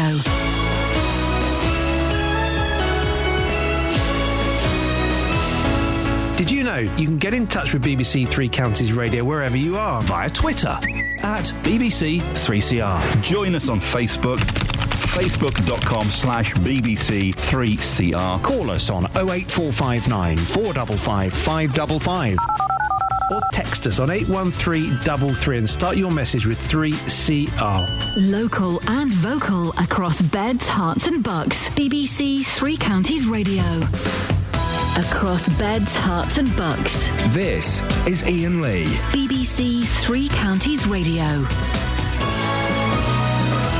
Texas Boyley, what we got? Well, we've got an email as well. You know, the likes, dislikes phone in that we threw in just before the news. We've got one here. Stephen Kane, I can tell you, likes red berries and wrestling, dislikes axe wounds and buying toilet rolls. OK, I'll go with that. Thanks. Although I find buying toilet rolls very satisfying because I look for quality, but I also go for the price per sheet. Per sheet, I said. And it really is a lot of fun knowing you've got a bargain. Do you go quilted? If it's or on, do you like puppies on a roll? If it's... I like whatever's on offer. Oh, really? But not compromising too much on bum wipe ability. You know the quilted stuff will block your toilet, apparently. As long as it's just my toilet that's blocked, I don't mind. OK. Also, we need to break some sad news to someone on the text. Hey, go on. Anna in Bedfordshire. Anna. You're sitting down. I hope you're sitting down because I'm about to rock your world. Go on. Morning all. Ben by Michael Jackson. That's a lovely dog song. Oh, Anna. Oh, dear. You tell her, go on. We're talking about love songs about dogs. OK, Ben is a beautiful song. And it is about, cross-species love. It's about a rat. It's about a rat. Anna's not a dog. But it was his only friend. Yeah, I don't care. It's not a dog. Until Bubbles came along and then that rat got totally blown out, didn't it, eh? Didn't it? Steady? What? 08459 455 555. Now, residents of a village on the outskirts of Luton say they are concerned about the reopening of a traveller site. The Timberland site in Pepperstock has been refurbished at the cost of almost £1 million of government money. Residents on the nearby mobile home park have no confidence that the same problems they had before won't return. Well, local Central Beds councillor Richard Stay joins me now. Morning, Richard. Good morning. You've described this site as a war zone in the past. Give us a little bit of the history of it. Yeah, sure. This has been a traveller site for at least 3 decades, long before I've been involved in the area, and certainly long before I represented it. But going back a few years, this site was owned and managed by Bedfordshire County Council prior to the creation of Central Beds. The site, I go back 15 years, was a part of the local scenery. It had a number of local characters there. It was just part of the community. But over a number of years, it became something a bit like the OK Corral. There were shotgun battles taking place between rival gangs. It became run down. There was raw sewage flowing across the site. From any community, you wouldn't ask them to live in such conditions. So the last government had a fund which they decided they would allocate specifically for the refurbishment of traveller sites, and Bedfordshire County Council bid for a sum of money. It received a grant allocation of something like £1 million, which was ring-fenced solely for that site. So had we decided to, for example, close timberlands, that money would have been sent back to government. There was no other option of using that money. £1 million sounds like a lot of money, but it also sounds like there were lots of problems there. Was it enough money, do you think, to rectify everything? Yes, I think it was. It was a significant sum of money, and I guess what you have to look at is that would you expect any other part of our community to live in such conditions? I suspect had anybody else been living in those conditions, we would probably be up before the Court of Human Rights. But that's not to say we are, I think, locally concerned about how this site operates in the future. And I am absolutely of the view that Central Bedfordshire will manage this site in a way which ensures that it integrates into the community. It only has 6 pitches on it now, so there are going to be a maximum of 6 families occupying. Can you guarantee? I don't know if you can, but the behaviour will be better. You talk about shotgun battles. Will the policing be better? Because local residents are concerned, aren't they, that there'll be more argy-bargy? Yes, and I fully understand those concerns. What I can say is, and I certainly can't guarantee there won't be problems in the future, but what I fully intend to do is go walk about on the site on a regular basis. I would encourage and take with me local residents, because I think the best way of ensuring that this site integrates into the community at Pepperstock and in the parish of Slip End is that we get to know the inhabitants of the site and we understand their issues. And if we can establish those links, which weren't there before, I think we stand a very good chance, along with tight management of the sites by the local authority, we stand a good chance of this becoming a well-run and a site that we can be proud of. What happened before Christmas, Richard? Did some travellers break in to the site and set up camp before it opened properly? Yes, on the day which the contractors handed the site back to Central Bedfordshire, in that narrow window of a few hours, before Central Bedfordshire could put concrete blocks across the entrance to prevent such an incursion, some friendly travellers cut the gate open and moved in, which did require Central Bedfordshire to go to court to have them removed. Fortunately, they did move on without too much trouble. But you're confident, Richard, that you can put local residents' minds at ease that this will be successful and it won't face the problems that it's faced in the past? Well, let me put it this way. I spent 15 years trying to get this site closed, and in a sense, I guess I've probably failed to do that. But given that we can't close the site, we have probably made the next best decision, which is to refurbish the site. So it's a site we can be proud of.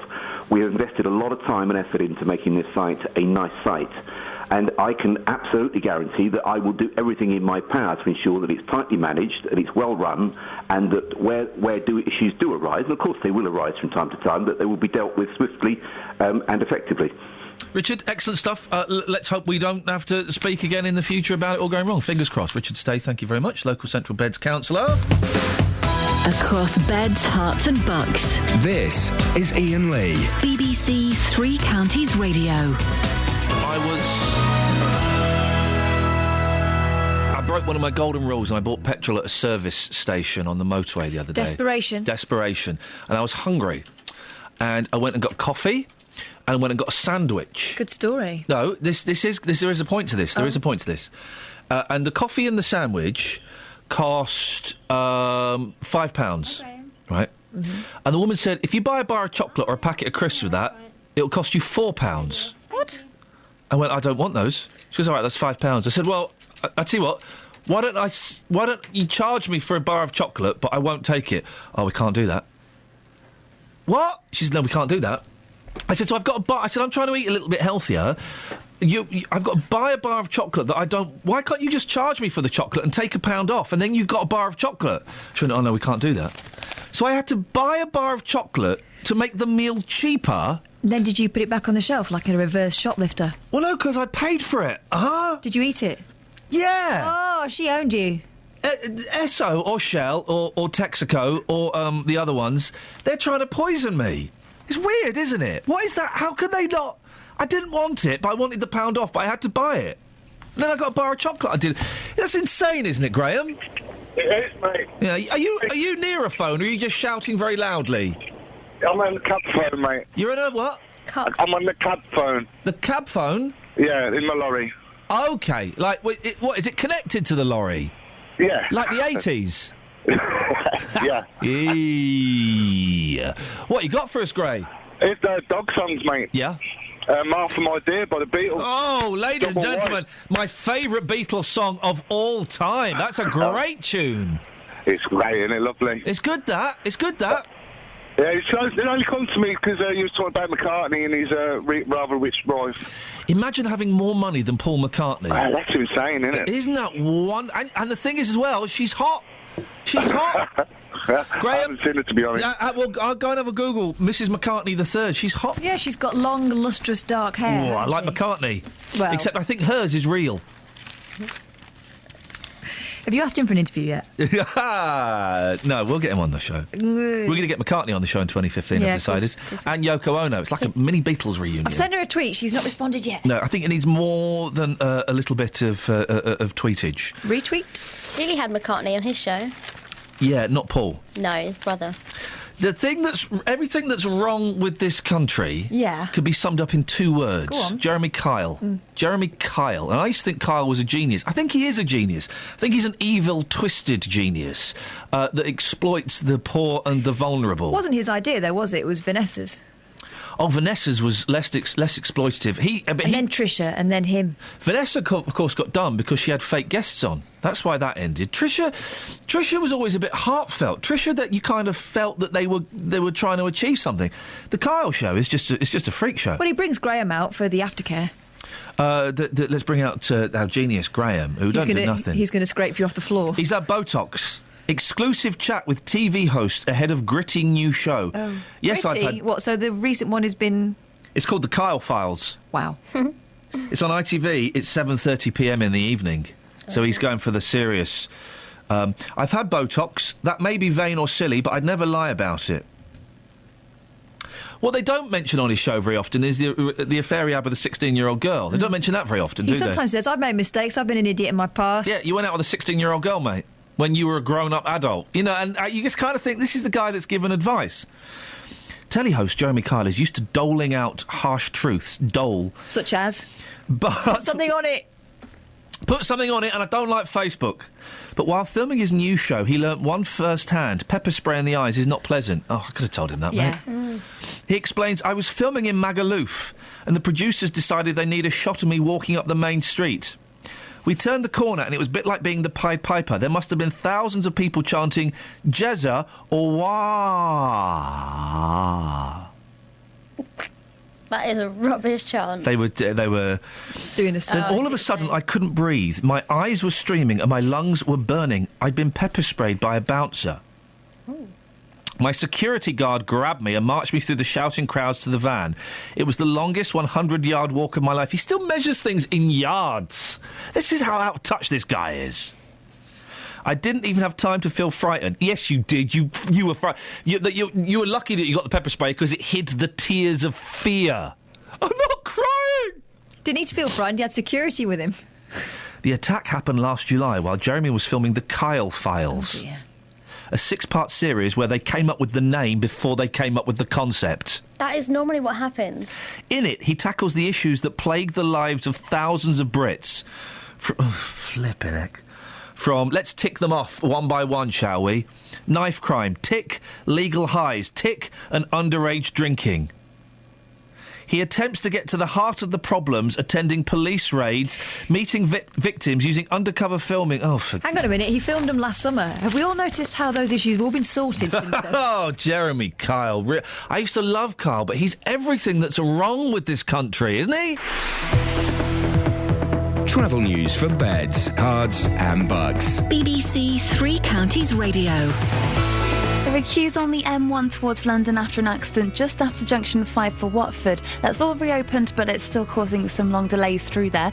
On the M25 anti-clockwise, it's very busy between junction 21 for the M1 and 16 for the M40. And it's also starting to look very slow on the A1M southbound, just around junction 7 for Stevenage. In Clop Hill on the A6 Bedford Road, that's very busy between Back Street and the A507. And on the A1 southbound, it's very slow through the roadworks between the St Neots Junction and the Black Cat roundabout. Having a look at the departure boards and no major delays are showing up, but if you're using the London Underground to get into London this morning, the Metropolitan line has severe delays because of a signal failure at Neasden. Samantha Bruff, BBC Three Counties Radio. Across beds, hearts and bugs. This is BBC Three Counties Radio.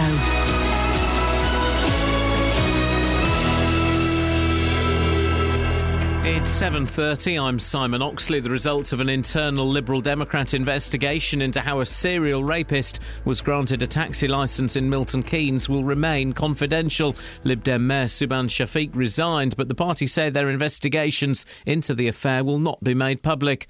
Figures on NHS waiting times are expected to show the performance of accident and emergency units has dipped to its lowest level for a decade, and people living in a village near Luton say they're concerned about the reopening of a traveller site. The Timberland site in Pepperstock has been refurbished at a cost of almost £1 million. Three Counties Sports. BBC Three Counties Radio.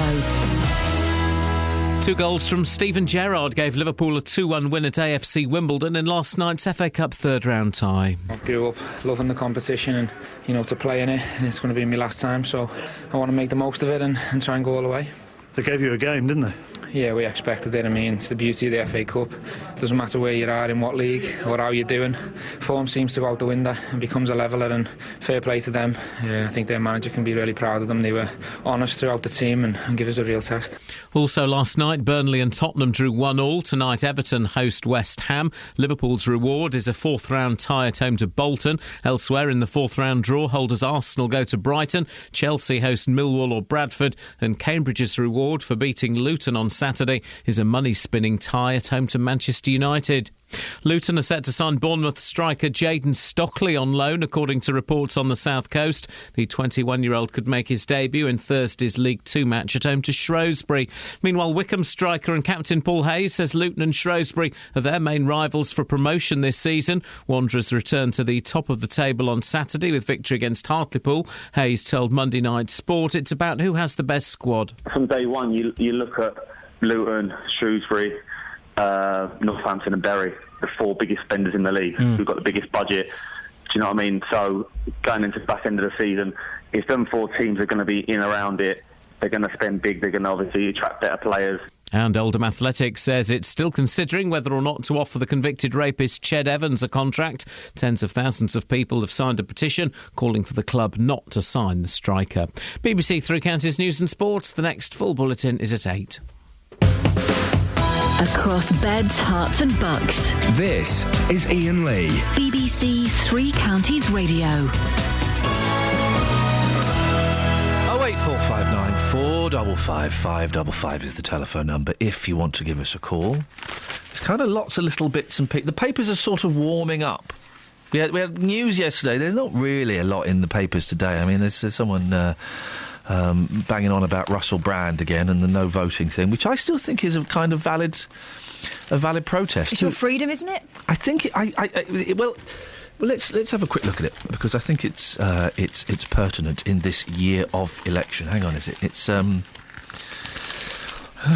it's in the mail. Oh, is it? It's Robinson. Nick Robinson. Right. I like Nick Robinson. The BBC political editor Nick Robinson has attacked Russell Brand for urging the public not to vote in the general election. He said he had a beef with the comedian and was an unapologetic believer in elections after his... Now, and this is where I don't quite get... after his German-Jewish grandparents had to flee both the Nazis and then the communists in China. Well, why does that mean that I should vote? Why did I don't Well, quite... he believes in democracy because in his recent past it's been deprived. But democracy also means you don't have to vote if you don't want to. And I do think, and I'm not in any way encouraging this, we have to tread so carefully this year, but I do think that not voting is a valid form of protest, if that's what you want to do. But you know that then the universal law is you're not allowed to moan about it. Well, apparently, but I think you are allowed to moan about it. Brand was also dismissed by Ed Balls yesterday as a pound shot Ben Elton. That's a good one, Ed. I wonder who wrote that for you. After the self-styled revolutionary called the Shadow Chancellor clicky-wristed. He called him thingy as well. A snidey... Oh, blimey. He insisted. He went on. Are you listening, Russell Brand? Admirers of the man with the most manicured ingest. This is Nick Robinson. You see, I've got a beef with Brand. More than anyone I can remember in recent times, he's energised, excited, and enthused people about some of the great issues of our time. And yet Brand continues to tell people that all politics and all politicians are corrupt or venal or a waste of time. Venal? Venal? Don't know what that means. Let's look. It's a good word, isn't it? I don't know what that means. These days he pretends he's only ever argued that there's no one worth voting for, but not very long ago he wrote in the New Statesman, I will never vote and I don't think you should either. Showing or motivated by susceptibility to bribery. Corrupt. Oh, OK, right. Well, but the thing is, a lot of politicians are a waste of time. Some are corrupt, some are venal. I do think that Nick Robinson comes from a different generation to Russell Brand, and I do think, I mean, Brand's, what is he, probably 38 now, 39. But people of that age and younger do feel completely disenfranchised and disillusioned with the political system. And the politicians don't seem to be making any moves to embrace them. I think back to the referendum, the Scottish referendum, where there was a massive movement of 16, 17, 18-year-olds encouraged and stimulated and excited to vote. And they want to be involved, but they just don't feel they're being spoken to. We should let 16-year-olds vote, shouldn't we? Shouldn't we? It's kind of my thought on the... I don't know, Justin. I know you disagree. You think everyone should vote. I'm in a venal mood this morning, though. Hey, are you open to bribes? Yeah, I am, absolutely, yeah, why not? I've got to be careful what I say, but yeah, I think if you've got... Daily! When has that stopped during the last 2 years? I think if you've got the chance to vote, go and vote, because as Kath says, people who don't vote then go and moan about it, so you got the option, go and do it. But I think you're still allowed to moan about things, even if you don't vote. And I'm quoting from the popular consciousness that's what's said, that you're not allowed to moan if you don't vote. But actually, I think democracy means that you're allowed to moan whenever you like. Some people, though, they always moan about this country, the state of this country. Yeah. Did you vote? No, I didn't. Well, why didn't you then? Because I make a difference. I tell you what. I'm answering why I have not voted in the past, and I have voted in the past. I have done both, and I voted for different parties. I've literally no idea who I'm going to vote for in this general election. If you don't vote, 08459 455 555. I would imagine, I make up, Justin, that if you're faced with Labour and Conservative and the Lib Dems and UKIP and you are 23, well, really, what do those parties say to a 23-year-old, to an 18-year-old? And what is the difference? When I was growing up, there was a real difference between Labour and the Tories, a real difference. I don't know if there is such a big gap between them anymore. And I know family members who've fallen out with other family members for voting against what the traditional makeup of the family had been. You know, I think for a long time, a lot of families in Manchester, for example, were staunch Labour. Yeah.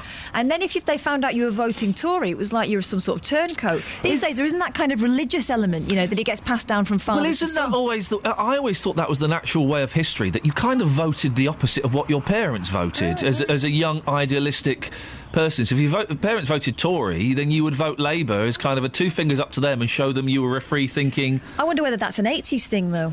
Might be. Well, when there was a bigger gap between them. There are still gaps between the parties, but nowhere near as big as it was. You're right, in the 80s, even the 90s. Mm-hmm. The 80s, what a decade. 08459 455 555. We can throw this out there. If you don't vote, can you tell us why, please? And do you think it's that you, if you don't vote, you've got no right to complain? That's not what we've got you on to talk about, Just. Maybe conversation. Yeah, maybe you want to take that to the street for the last hour. Yeah. Stephen Fry, 57 years old. He's going to get married to his fella, who's 27 years old. Deary 30-year age gap, which I think is made worse by the fact the young lad is only 27. Yeah, and he looks 27 as well. He doesn't look older than 27. He looks a young 27. Yep. They look ridiculous together. I'm sorry, but they do. And I agree. I think the age gap is too big, and I think 27 is too young to get involved in with someone like that. I don't. I think that actually you don't fall in love with someone for their looks or for their age. There's something more to it, and if you find the right person, you find the right person. Well, you cited money as an example earlier on. No, but what I'm saying is, right, this guy's 27. He looks at Stephen Fry. He is a witty, clever, intelligent, entertaining and rich man. What's not to like? Stephen Fry was born in 1957. Yeah. Elliot Spencer was born in 1987. Flipping it. Now, that says it all, doesn't it? Unbelievable. In the real world, I don't think you will find anybody who's in a relationship with an age gap of 30 years or around 30 years, because those things in the real world... 28, 29, something like that, They just don't happen. That's why. You've taken it to the streets, Just? I have, yeah. Been talking about Stephen Fry, age gap relationships. The first guy coming up here is absolutely superb. A bit like the man we had yesterday, who says something and then goes on to say the complete opposite. Here's what people have had to say this morning. Morning, boss. What's your name? Connor. Connor, how old are you? 21. 21 years old. Okay. How do you think you might feel if you were going out with somebody who was 51 years old? I wouldn't. Tell me why. Because I wouldn't. That's just stupid. Why is it stupid? It just is. Why? Because how would you meet someone like that anyway in the first place? Just by hanging around. That's weird then. No. Stephen Fry, who's 57, is to marry his boyfriend, who's 27. Put it out there. What do you think about that? I don't know. It's up to him, innit? What do you think personally? Personally, it's them. It's nothing to do with me. Why should I think about it? It's completely up to them. It's what they want to do, how they feel, stuff like that. It's nothing to do with me. It's not bothering me. It's not doing anything to me. So you don't think it's wrong? Personally, no. But you personally, you wouldn't go out with anybody who was 30 years older than you?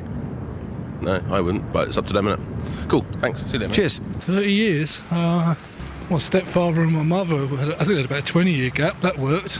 They're both dead now, but they were together for years. And that was 20? 20 years, yeah.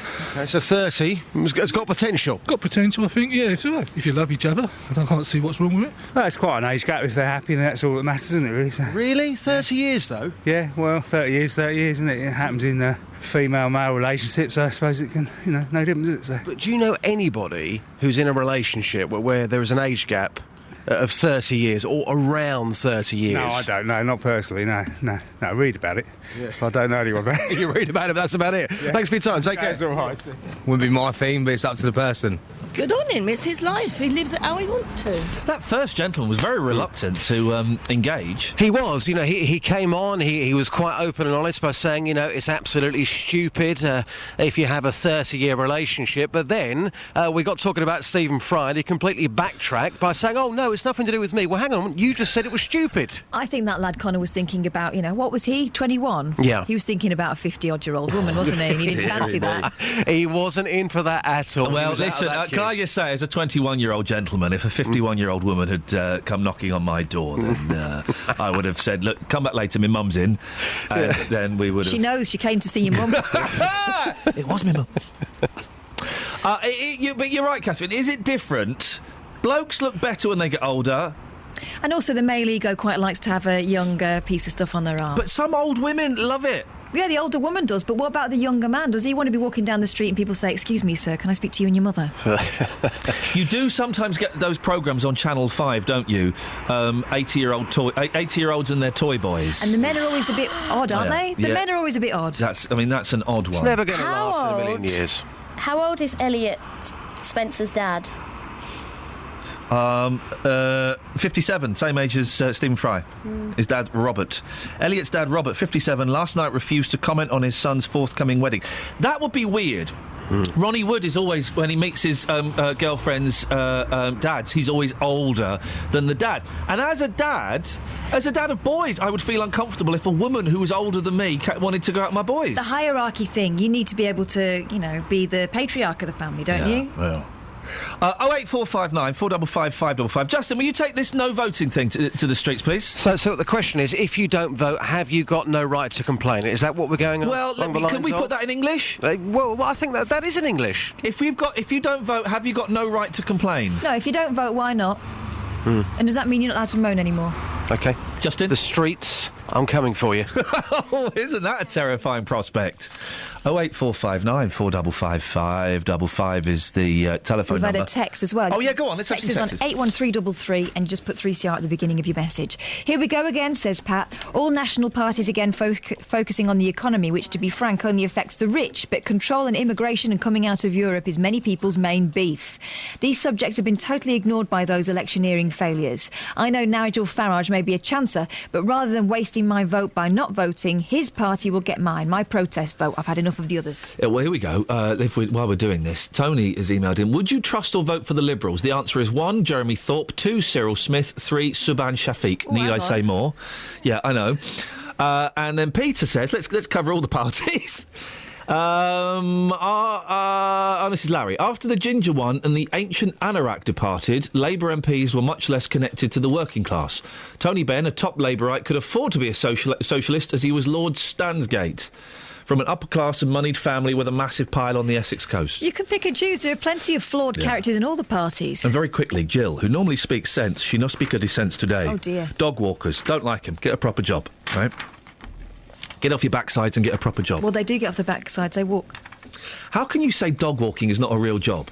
At about £8 a walk and £3 to £4 per extra dog, or £25 for doggy daycare, these businesses keep people off benefits. Yeah, cash in hand. I bet most of those dog walkers are cash in hand. It's a job maturer people who lose a job through no fault of their own to find they're too old can do. Some might say being a DJ isn't a real job. I don't know, I'm not a DJ. Why don't you go and ask Tony Blackburn? You might have to have really big pockets if you're a dog walker. As you just talk, walkers go out come rain, shine or snow and should be praised for the service they provide. Here's the thing, to responsible dog owners who work. Well, what's responsible about having a dog you are incapable of looking after? 08459 455 555. Travel news for beds, cards and bugs. BBC Three Counties Radio. On the M1 towards London, there's been an accident between junction 5 for Watford and 4 for Edgware Way, and that's causing queues from the M25. It's very slow through there. On the M1 southbound, it's looking very slow as well between junction 11 for Dunstable Road and junction 10 for the Luton Airport Spur Road. And also having a look at the cameras on the A1M southbound, that's looking very busy now around junction 7 for Stevenage. On the A1 southbound, it's very slow through the roadworks between the St Neots Junction and the Black Cat roundabout. And in High Wycombe on Amersham Hill, that's starting to look very busy as well. On the trains, there are major delays showing up on the departure boards, but on the Metropolitan line into London, there are severe delays because of a signal failure at Neasden. Samantha Bruff, BBC Three Counties Radio. Thank you, Samantha. As controversial as ever, isn't she? Dangerous. 7:47. It's Tuesday, the 6th of January. I'm Iain Lee. These are your headlines on BBC Three Counties Radio. The results of an internal Lib Dem investigation into how a serial rapist was granted a taxi licence in Milton Keynes will remain confidential. Figures on NHS waiting times are expected to show the performance of accident in emergency units has dipped to its lowest level for a decade. And people living in a village near Luton say they're concerned about the reopening of a traveller site. Coming up, some of your phone calls and texts. Before that, let's get the weather. Here's Kate. Beds, Herts and Bucks weather. BBC Three Counties Radio. A rather cloudy but mild start to the day across all three counties. Temperatures ranging between 7 and 9 Celsius at the moment. 1 or 2 spots of rain in the air, bit of drizzle out there this morning. But the main band of more defined rain arrives come lunchtime, with it some wind as well. So wet and windy through this afternoon. Temperatures likely to remain fairly similar to what it is now at around 9 Celsius by the end of the day. Now this rain and the cloud will move eastwards through this evening and overnight. Behind it, the sky is clear and the air is colder, so the temperature is going to drop down to around -2 in the countryside. A widespread frost expected, possible icy stretches as well on untreated roads and surfaces following today's rain, so that's something to watch out for tomorrow morning. Like I said, minimum temperature down to -2, so a chilly start to Wednesday, but quite quickly the cloud will be introduced through tomorrow morning and then turning rather wet and windy through tomorrow afternoon. The maximum temperature 8 Celsius, 46 degrees in Fahrenheit for Wednesday, and that's your forecast. If there's anybody listening in Houghton Regis, I've sent a message on Facebook. Or Oaton Regis, as the locals say. Sandra says, Iain, the O2 network has been down in Houghton Regis since December the 25th, Christmas Day. And they say they don't know when it's going to be fixed. At the moment, I'm housebound with a snapped Achilles tendon. Yeah! Oh, mate! I wonder what noise you made when that went. And... Bing! And then... yeah. I'm using something called To Go, but it's not that great. Wonder if you could find out when it'll be fixed, please. Well, I don't know. If anybody else is in Houghton Regis, when you say O2 network, do you mean like mobile phones, or do you mean Tinternet, or do you mean Tinternet, or mobile phones, or landlines? What did that come in on? Well, she says she's using a thing called To Go. Oh. 08459 455 555. We've had some texts from people who have got a signal. Yeah, go on. This is from Holes. There should be a none of the above box when it comes to voting, and good luck to Stephen Fry. Which brings me on to the majority of the text we've had this morning, which is talking about age gaps. Yes. Disco Dave, 15 years between myself and my wife Mel. I'm 50, she's 35. We've been married for 10 years and together 14. I dated her when she was 21. Oh, yeah. That's Disco Dave. I am a 54-year-old male, and for the last 3 years... I know you are, Catherine. Hang on, you're going to like this one. Oh, dear. I'm a 54-year-old male, and for the last 3 years I've been having an affair with a 27-year-old female. I mean, we can all live in hope, can't we? No, I think that's wrong. I think that's inappropriate. I think that's an outrageous age gap. That's... I would... Why aren't you married? I'm 41, OK? And the lowest I could go... without feeling like a pervert, 33. If I went below 33, I would start to feel... I would feel dirty. But when you're talking about age gap relationships, I always think of being the younger person in the relationship. I could do that, but I couldn't date younger. 57? There's a great song. No, because my dad's 60. There's a great song by this band. I'm 18, she's 30. Does that make me dirty? It's a great song. I know that song. What is it? Don't know. So you could go 57? No. 5 years older than you? Shut up. Okay. Chris in Bedford. Yeah. I couldn't go out with anyone who's more than 10 years younger than me. The thought of dating someone who has more in common with my sons than me, it's wrong on all sorts of levels. Yeah. What happens when you want to listen to Radio 2 rather than 3 counties? You can think young, but don't do it. Chris in Bedford. 08459 455 555. Shelley, stay there. I'll come to you in a... Go on. This may disgust Iain even more, says an anonymous texter. Yes. I'm 37 years older than my partner of 2 years. Currently, he's 27 and I am 64. That is... Get in. Photo, please, or it didn't happen. Photo, please. And can we ask, are you 2 men or are you the older woman in this relationship? Yeah, let us, give us a call. Come on, don't be shy. Give them a call, see if they want to come on. 08459 455 555. Shelley, stay there. I shall come to you in a second. But before Christmas, we were talking about Thameslink trains with commuter James Montgomery from Hemel.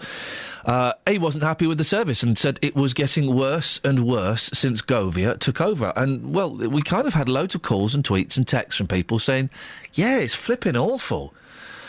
Well, there were problems at King's Cross and Finsbury Park over Christmas, which wouldn't have given them much hope. Still, Roger Perkins from Thameslink promised he'd update us today, and as always, he's good as his word. Morning, Roger. Oh, good morning. Yeah, promise. No, you did, and you always come on, and we respect you for that. Now, let's deal with the problems over Christmas. What was going on there? Oh, well, that was the services, our Great Northern services coming out of King's Cross and Moorgate. Yeah, I was on call that day, actually. Oh, I bet you had a fun time, didn't you? Couldn't believe it, yeah. Unfortunately, Network Rail's engineering work overran. And we knew about this on the Boxing Day sort of lunchtime-ish, put into place our plans, and that was to turn everything at Finsbury Park. But we also turned a lot of our trains at Letchworth and Welwyn Garden City to reduce the number of trains coming in to Finsbury Park, because it's a small London station. Well, I know Finsbury Park very well, and it is a small station. Was that the right decision in the end, do you think? Oh, well, it was certainly the right decision. Yeah. What happened was that with East Coast, there were a huge number of people who were travelling that day after Christmas. And, you get trains with, say, 800 people, a lot of them elderly or with young children and luggage. And it was taking 15 minutes to clear a platform and get the train out again. So we had lots of trains backed up outside Finsbury Park. So our station team, who were there with loud hailers, making as many announcements as they could, but at the same time managing the crowds, we got British Transport Police in to help, and also we actually ended up closing the station to people who were waiting outside, so to manage the crowds on the platforms. And then, I have to say, our station team out there, they did a really good job, and it was so difficult. I don't envy them in the slightest. The angry passengers, and they were furious because they were trying to get home. It's just after Christmas. You've got a feel for anyone who was trying to travel on that day.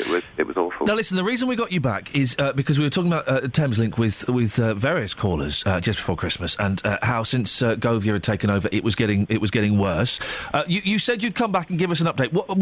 How are things looking now, and how will they improve over the coming months? They are much better. When I spoke to you before Christmas, we'd had a number of, quite a lot of days of cancellations of our services caused by essentially a lack of drivers. And the reason we're short of a number of drivers when we're busy recruiting. I mean, we started the franchise in September, so it takes a year to train drivers, and we've got, say, 62 in training now. We've got an 89 more that we're recruiting. We're recruiting more trainers to train the new drivers. But what was happening for Christmas is we had a lot of drivers out who had to learn new routes for the London Bridge works. There's a lot of work going on at London Bridge your listeners have probably heard about, and also learning to drive the new trains, because we've got new trains. We've got new trains. Said it again. We've got new trains on the route now, which people really love when they see, they're modern air-conditioned trains. Yeah. But you've got to train your drivers in how to do that. So essentially, our drivers they've been really great. They've been working sort of overtime and rest days, the times that otherwise they could choose to have off. It's all safe and within the regulations. But when you come up to Christmas, they may not necessarily want to work at that time, and it's understandable. And we were just faced with cancellations. So we put that message up on our website, which we did get some praise from people, the fact that we did go out there and we were quite honest and open and said what was happening. But it was difficult for our passengers, and, genuinely, we are very sorry that they had to go through that. But people will start to notice improvements, will they, Roger? Well, yeah, it was really that situation. We didn't have many cancellations between Christmas and the New Year. That was chiefly because there was engineering work going on, so we were running fewer services anyway. And now that we're all back in January and the training is coming to an end now, we don't have that pressure, and we don't have cancellations as a result of driver shortages now. Roger, listen, thank you very much indeed. That's Roger Perkins. Catherine? What time's a good time for you? Can we get her now? The thing is, we've only got to have a minute with her, so it's not going to be long enough. It's going to be a brilliant minute. It's not going to be long enough. We've got to do her after 8. We can't do it now. We can't do it after. We have to do it after, I'm afraid. Sorry. Huh? We were doing that. Well, I know, that's what I'm saying, but you're pressuring me to take her. I'm not. I said we'll sort it out. Fine, then let's sort it out. 08459 455 555 is the telephone number. If you want to give us a call, you're more than welcome to. You can also send us a text, 81333. Start your text 3CR. Or, now, I meant to mention this. From Friday, you're not in Friday, Catherine. No. But it doesn't matter. Oh. Well, it does, but... From on Fridays, not only is it Vinyl Friday, where we're playing only records, but between 7:30 and 8 o'clock, the doors will be open. And that means that listeners can just rock up to the studio, they knock on the door, they come in, and they sit in the studio with me for half an hour. They would sit with you, but you're not going to be here. No. Do you know who will be here? What? Do you know who will be here? Who? Matt Lockwood. Oh, flipping heck. That's going to scare people away. So listen, you can turn up... you can turn up about 7:25. We're going to ask you to leave at 1 minute to 8. Completely rudely and unceremoniously, you'll get booted out of the studio. You don't need to bring anything. You just turn up. Just yourself. You got kids, bring your kids. If you got your nan, bring your nan. Bring your nan along. That'll be brilliant. And that's it, really. All you need is to be prepared to sit in the studio and talk with me for 15, 20 minutes, half an hour. That's it. Or 5 minutes. If it's boring, you can go. Even if you can only just pop in for 5 minutes, you're on your way to work, but you're passing. Come in. What is our address? I have no idea. Number 1 Hastings Street, Number Luton. 1 Hastings Street, Luton. And that's Friday. So if you turn up any other day of the week, you're not getting in. But Fridays, between 7:30 and 8, we're going to try it for 3 months. The doors are open. Now, the last person we had in dropped her trousers. You don't have to do that. No, and in fact, it helps. Do you know what? We prefer you didn't. Yeah, really. I mean, let's try and keep it above the waist if we can. Travel news for beds, cards and bugs. BBC Three Counties Radio.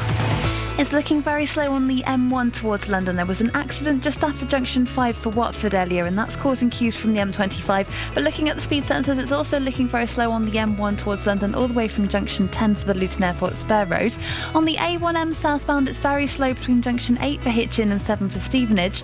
And having a look at the speed sensors in Marlow on the A404 northbound, that's looking very busy now between the Marlow junction and the M40 junction 4 for the High Wycombe Handy Cross roundabout.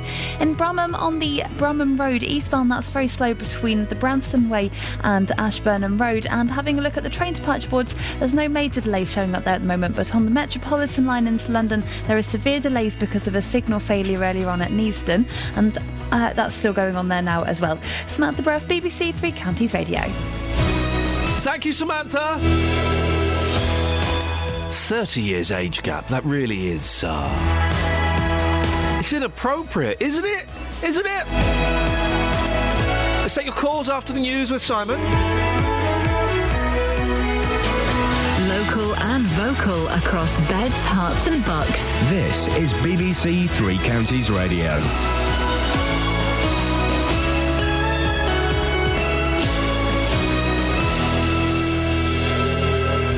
It's 8 o'clock. The headlines. Milton Keynes taxi report to remain confidential.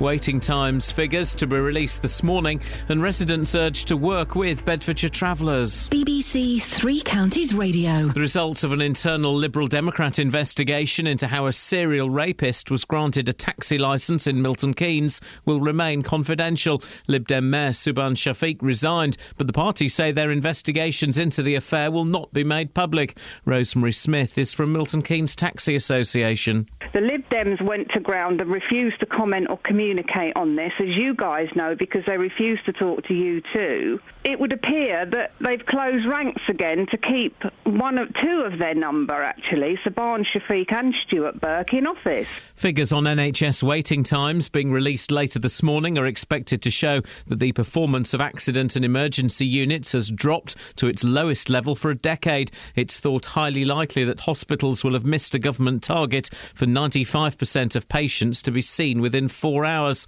More hospitals have declared major incidents because they can't cope with pressure on their accident and emergency departments. It means there are now hospitals in 5 areas in England that have closed their A&E units to non-emergency cases. People living in a village near Luton say they're concerned about the reopening of a traveller site. The Timberland site in Pepperstock has been refurbished at a cost of almost £1 million. Central Bedfordshire Council says it will seek to establish positive community relations. Councillor Richard Stay says the local community must work with the travellers. If we can establish those links, which weren't there before, I think we stand a very good chance, along with tight management of the sites by the local authority, we stand a good chance for this becoming a well-run and a site that we can be proud of. Mid-Bedfordshire MP Nadine Dorries is meeting with Network Rail today to discuss what she calls an appalling service. Meanwhile, the government has suggested it was probably a mistake to use Finsbury Park Station as an emergency replacement for King's Cross during the Christmas travel chaos. Roger Perkins from Thameslink says commuters are seeing an improvement in the new year. We didn't have many cancellations between Christmas and the New Year. That was chiefly because there was engineering work going on, so we were running fewer services anyway. And now that we're all back in January and the training is coming to an end now, we don't have that pressure and we don't have cancellations as a result of driver shortages now. A park in Bedfordshire is to get more than £2 million in lottery funding. Houghton Hall Park in Houghton Regis will receive nearly £2.2 million and is one of 7 parks across the country to share over £20 million for improvement work. In sport, 2 goals from Stephen Gerrard gave Liverpool a 2-1 win at AFC Wimbledon in last night's FA Cup third-round tie. Liverpool will now host Bolton in the 4th round. Cambridge's reward for beating Luton is a money-spinning tie at home to Manchester United. Meanwhile, Luton are set to sign Bournemouth striker Jayden Stockley on loan, according to reports on the south coast. The weather cloudy for much of the day with outbreaks of rain at times, a maximum temperature 10 degrees Celsius, and you can get the latest news and sport online at bbc.co.uk/3 counties. Thank you, Simon. Morning, this is Iain Lee, BBC Three Counties Radio. I'm getting more and more bunged up as the morning goes. I've got my Vicks out. Lots to talk about. If you don't vote, is that a waste? Do you still have a right to complain about what's going on in the world? I guess you do. Of course you do. Democracy. Well, but Dealey doesn't say you don't. Dealey doesn't think that. People don't think that. Exactly. Dealey deals in fact, not fiction. Age gap relationships, 30 years between Stephen Fry and his fella. It just feels wrong, doesn't it? 08459 455 555. Across beds, hearts and bucks. This is BBC Three Counties Radio. So, Catherine, who have we got on the telephone? We have got Linda. Yes, not her real name. She has something to tell you. Good morning, Linda. Not your real name. Hello, how are you? I'm fine, thank you. Well, you sound normal. I am normal. Go on, tell us your situation. There's a 37-year age gap between myself and my partner. Blimey. I'm 64 and he's 27. Flipping heck, you're struggling to Get in. You're struggling to do the maths. We've been together for 2 years, so I had to do a little bit of remember how old he was when we first met. How did you meet as a 64-year-old? How did you meet him? Was it at the day centre or on the internet? Yeah, he lied about his age. What did he say? That he was older. Oh, flipping heck. I'm trying to tread as delicately as around. What do you talk about? Well, the thing is, he's not English, so he's not like an English 27-year-old. He's quite mature, open-minded. Open-minded? Yeah. Can talk about a lot of different things. Where is he from, Linda? A Mediterranean country. Okay. He's not Greek, is he? No. Okay, good. I could just warn you about the Greek. All right. Is he Spanish? He's not your wife's brother or anything. Oh, don't blimey, worry. thank goodness for that. Is he Spanish? Because I might know him. No. Okay, so he's Mediterranean. Yeah. And does he live with you? Is he still living? Yes. He lives with you? Yeah. And how long have you lived together? Just under 2 years, yeah. Right, okay.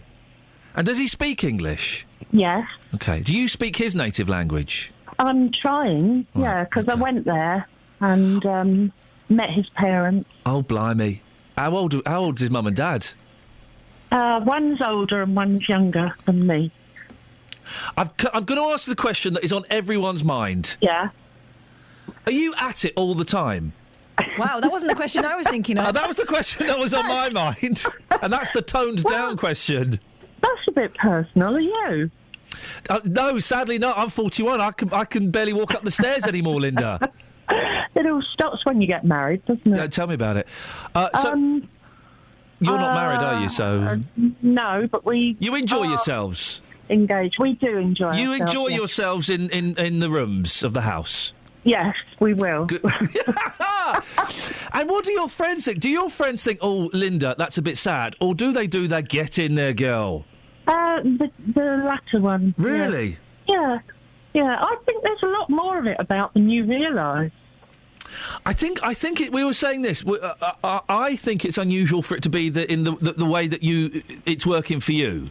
It's the older woman and the significantly younger man. Yeah. Well, tends to be the other way around, doesn't it? The thing is, all relationships end in some way, don't they? Yeah. And so, it's a risk, isn't it? It's optimistic. It's an optimistic way to go into into things. Well, it's true. And when you're 74, he'll be 37. If I'm still around. Well, you sound like you're full of vim and vigour. Have you kind of spoken about what happens, in 10 years, 20 years' time? Yes. Yeah. We're never going to leave one another. Because we're too happy. Well, that sounds fantastic. Yeah.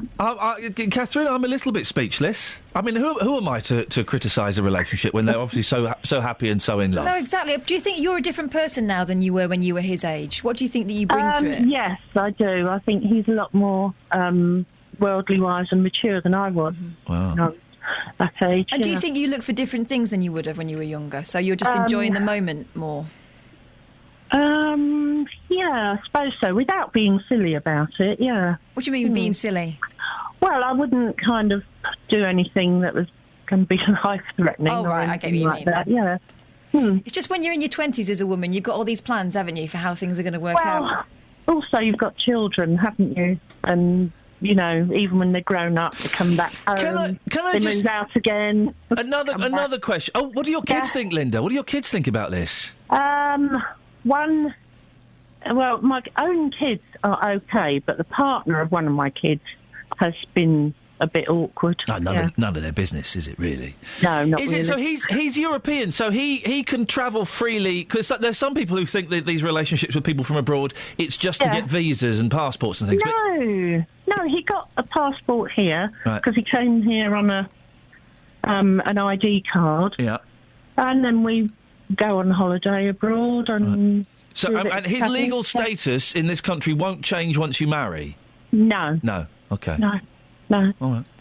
No, it's the real McCoy. It's not for anything. No. You don't need to prove it to anyone else. No, Linda. and well done you, because I know you were slightly reluctant to come on, Linda, but well done for coming on, and well done for the withstanding, I think a light grilling. Yes, I liked grilling. I was hoping I wasn't going to get one of your heavy grillings. Oh, I wouldn't, Linda. I wouldn't. I'll leave that to your fella. Linda, I wish you the very best of luck. Okay. Ta-ta. Bye-bye. Bye. 08459 455 555. It's really interesting, right? Yeah. Because Linda, I'm thinking fair play, Linda. Yeah. If she was my mum, I might feel a bit differently. Yeah. Yeah, exactly. Oh, well, but then she's not my mum, so none of my biz. Across beds, hearts and bucks. This is Iain Lee. BBC Three Counties Radio. Now back to the Milton Keynes taxi scandal. It all started back in August when it was revealed that serial rapist Nadeem Kiani had been granted a taxi licence in 2011. He had been personally recommended by the then Liberal Democrat Mayor Subhan Shafiq. Well, an initial Liberal Democrat investigation into the whole affair is now concluded, but it's top secret, and the Lib Dems won't tell us the results, and they want to address the matter as being closed. Conservative Andrew Geary is the former leader of Milton Keynes Council. Andrew, the matter is now closed, and it's a secret investigation. Your thoughts on that, please? Well, I rather suspect the matter is closed as far as you, the media, are concerned and the Liberal Democrat group are concerned, Ian. I should think the matter internally for them is far from closed, and I can tell you that the matter is far from closed for their political opponents in Milton Keynes. I'll be honest as well, it's far from closed for us. I can't... Just by someone coming out and saying, we've investigated, it's all sorted and it's closed now, do they not know that doesn't necessarily close something? That the results of the investigation are secret. Andrew, your thoughts on that, please? Did you really and honestly expect anything else from the Liberal Democrats, I suppose, would be my honest reaction to that, Ian.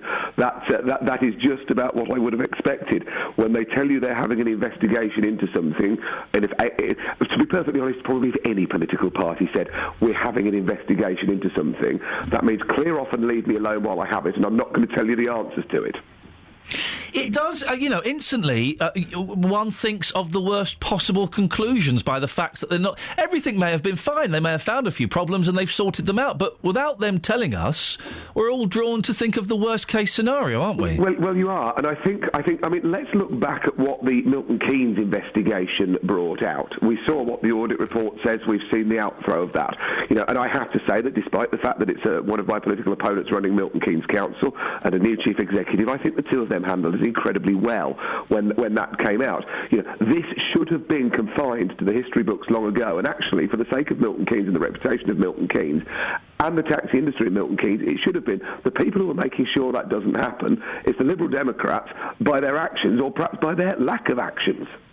Of course, the chairman of the original committee which gave a serial rapist a licence was Conservative Amanda Box. I don't think she's a councillor now, but has your party held an internal investigation? No, because she's not a councillor, and we didn't need to, but I think our leader has been very clear that if Amanda had still been a councillor now, she would have taken decisive action. Well, let's put it this way, if Amanda had still been an elected member at the time all of this broke, she would not be an elected member now. That has been made well and truly clear by our leader, and I back her in that 100%. This is why I am still so very critical of Douglas McCall, and what you're saying this morning is only adding fuel to that fire. This has done the reputational damage of Milton Keynes an immense amount of harm. Some decisive action and frankly just a little bit of leadership shown by Douglas McCall could have thwarted all of this. Instead, let's look at really what happened. We see that it needed an audit report for Stuart Burke, still a councillor, to actually show that he needed to apologise for what he'd done. It needed an audit report to show that. Is this guy really fit to represent the public if it takes an audit report to show him the blindingly obvious? So that's the first thing I'd say. Subhan Shafiq has gone. Yes, he has gone. But look at the timings of that. The timings of that, we hide behind an audit report and say, we'll wait until the audit report comes out. Absolute rubbish. We waited until the time when there was no longer going to be a by-election called. So what's happened? The good people of Monkston Ward don't have proper democratic representation just because the Liberal Democrats feared a by-election. And dear old Douglas sits there, well, not in his ivory tower, he's abroad or ill most of the time, but there he is, not taking decisive action, letting Milton Keynes suffer. And why? Because he wants to cover up what's going on in his own party. Iain, I don't think you've seen the end of this. You've clearly said it's not the end of it for you. You're not happy. What I suggest you look for now is, how many changes will there be in their candidates at the next local election? Because I suspect their internal audit report has said there are certain individuals who should not be allowed to stand again. Let's see whether Stuart Burke is their candidate in Shenley Brook End in May, shall we? That will be the very interesting one to look out for. Andrew, go and have a cup of tea and lie down. Thank you very much. Nice to talk to you. Thank you very much indeed. Conservative Andrew Geary, former leader of Milton Keynes Council. 08459 455 555. Travel news for beds, cards and bugs. BBC Three Counties Radio. It's looking very busy this morning on the M1 towards London. There was an accident earlier between junction 5 for Watford and 4 for Edgware Way. That has been moved to the hard shoulder, so all the lanes are open, but it's still causing queues from the M25. Having a look at the speed sensors, and it is looking very slow on the M1 from junction 10 for the Luton Airport Spur Road to junction 7 for Hemel Hempstead, and also just after Hemel Hempstead, all the way down towards the M25, looking very slow on the speed sensors. On the M25 anti-clockwise, the cameras are showing it's very busy between junction 18 for Chorleywood and 15 for the M4. And having a look at the A1 southbound, there are queues there between the Holiday Inn and Barnet Lane at the Stirling corner. In Marlow on the A404 northbound, that's looking very busy between the Marlow junction and the M40 junction 4 at the High Wycombe Handy Cross roundabout. And on the trains, if you're using the London Underground to get into London this morning, there are severe delays on the Metropolitan line. Samantha Brough, BBC Three Counties Radio. Thank you, Samantha. 8:16. It is Tuesday, the 6th of January. I'm Iain Lee. These are your headlines on BBC Three Counties Radio. The results of an internal Lib Dem investigation into how a serial rapist was granted a taxi licence in Milton Keynes will remain confidential. Figures on NHS waiting times are expected to show the performance of accident and emergency units has dipped to its lowest level for a decade. And people living in a village near Luton say they're concerned about the reopening of a traveller site. BBC Three Counties Radio.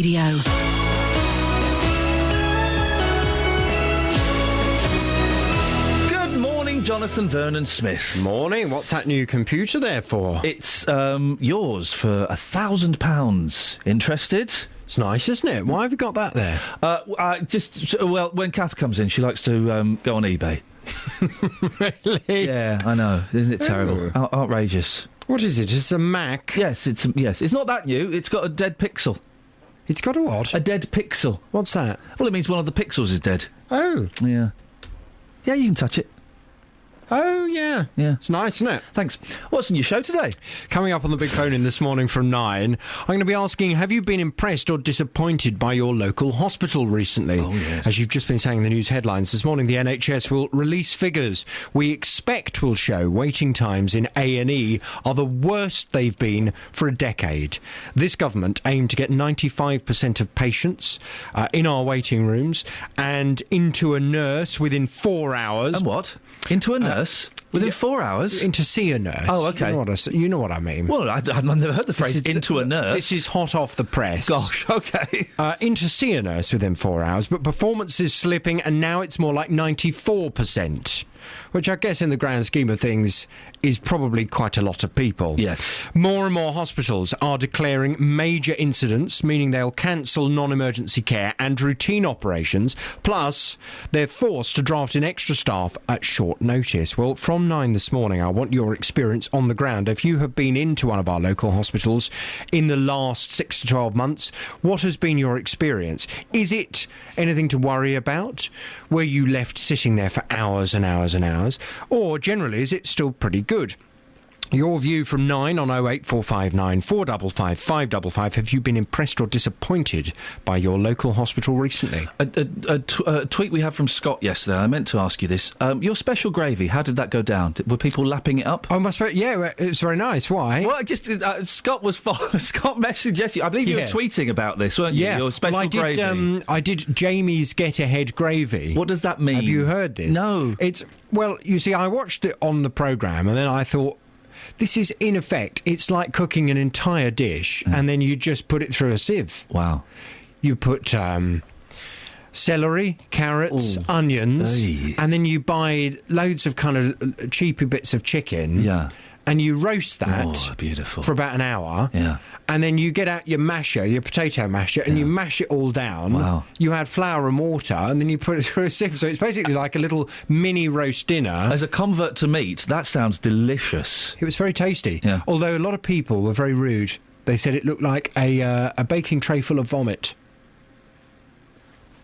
If you've missed any of the programmes from the last week, you've missed things like this. But we're happy to celebrate Elstridge's past.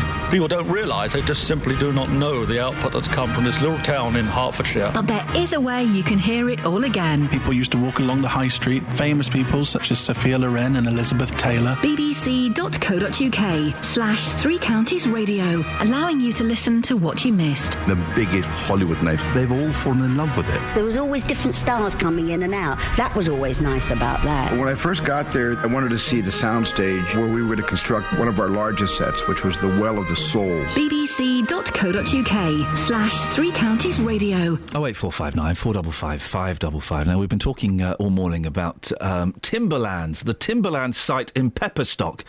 It's been refurbished at the cost of £1 million of government money. It's a traveller site that has been problematic in the past.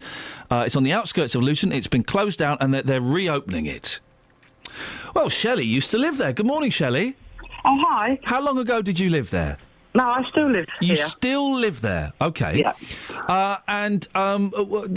What was it like and what's it like now?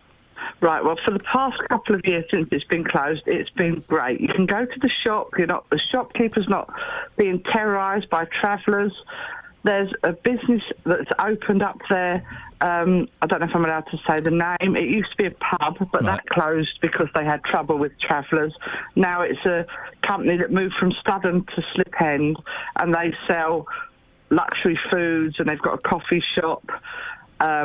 And I mean, goodness only knows how they'll feel when they get it next door. And then, of course, there's all the elderly people that live at the mobile homes. They used to be terrified to walk down that lane. You couldn't take your dog down there because you were frightened you'd get it stolen, or the kids would get their bikes stolen. You know, it was a nightmare. But are you a traveller, Shelley? No. OK. And you live on the site? No, I live in the village. You live on the village, right, sorry, OK, right. So you live in Pepperstock?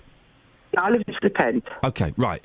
So so you live in the village, and while it's been closed, Yeah. I think I'm finally getting a grip on where we're coming from. While it's been closed, it's been good. Yeah. But are you concerned about it reopening?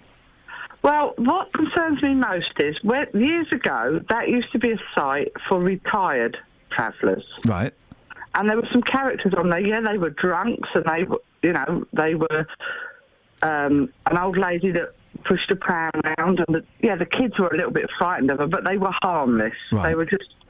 Then it became that families were moving in, and they weren't even traveller families. They were families that the council didn't know what to do with. They were problematic. Now, what worries me is we were told as a village that the people that would be moving back in there would be like it was set up for retired, travellers. Yeah. Richard Stay said on your thing this morning, the village people have got to mix with the community up there when the families move in. Well, that's, he said it originally, well, not him, but they said it was going to be for retired travellers, and now they're saying families. Well, but he said that there's only 6 pitches on there, and he personally will keep an eye on it to make sure that none of the problems that happened before will happen again. Well, how can he guarantee that? Well, he said he couldn't guarantee it, but then you can't guarantee that in your street that it won't kick off, or in your village it won't kick off, can you? Well, no, but, as soon as you get 6 travellers sites there, they'll have family, friends, and that, so it doesn't end at 6. And when you think 6 sites have cost £1 million, you know, that you divide that by 6. What's $1 million divided by 6? But 6 families doesn't sound a lot to me, Shelley. No, it doesn't. But 6 families having £1 million spread between them. You're lucky, aren't they? You could have built some really nice houses with that for lots and lots of people. So you're jealous? No, I'm not jealous at all. Well, why would you begrudge the fact that £1 million has been spent on a site that was obviously struggling? Because 6 families having £1 million between them is an awful lot. So you're jealous? No, I'm not jealous at all. Then why are you bothered about how much money that's been spent on them?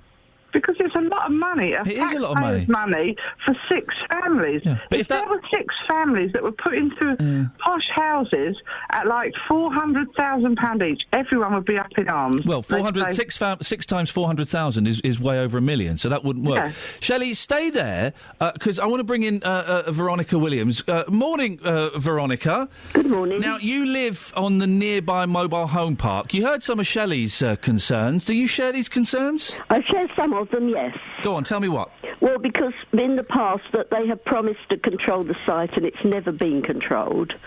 Yes, I'm happy to listen and to give them a chance this time if they are elderly. But what we find, and which the lady that's going to be managing the site says, that they're allowed visitors for up to 6 weeks at a time.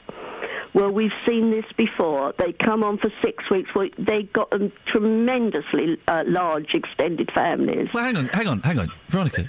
You can't begrudge them having visitors, can No, you? If you want a visitor to come and stay for a year, you'd be allowed to. No, I wouldn't. What, in your mobile home, you wouldn't be allowed to have someone come and stay with you for as long as you wanted? No. Well, that sounds... If I were you, I'd move then, because that sounds like a crazy rule. No, you cannot. It's limited to how long, and you have to be over a certain age to be on our site anyway. Oh, yeah, OK, but how long is a visitor allowed to come and stay with you for? I believe it is limited. To how long? Well, I don't know, because when does a visitor become a permanent Well, I don't person? know. I don't know. But you're saying that you wouldn't be allowed to have a visitor for a year, but you don't know how long you'd be allowed to have a visitor for, so... No, but if you had visitors, you'd only have a few. You wouldn't be having like 3 caravan loads with about 20 people in it. Well, it depends. I have as many people over at my house as I want.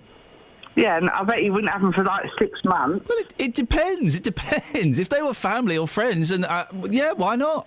OK, Ian, look at it this way. If your children were riding down the lane and they were frightened, their bikes were going to get taken off them, you couldn't, as an elderly person, you couldn't walk down and get a newspaper. How would you feel? Where does the fear in these children come from?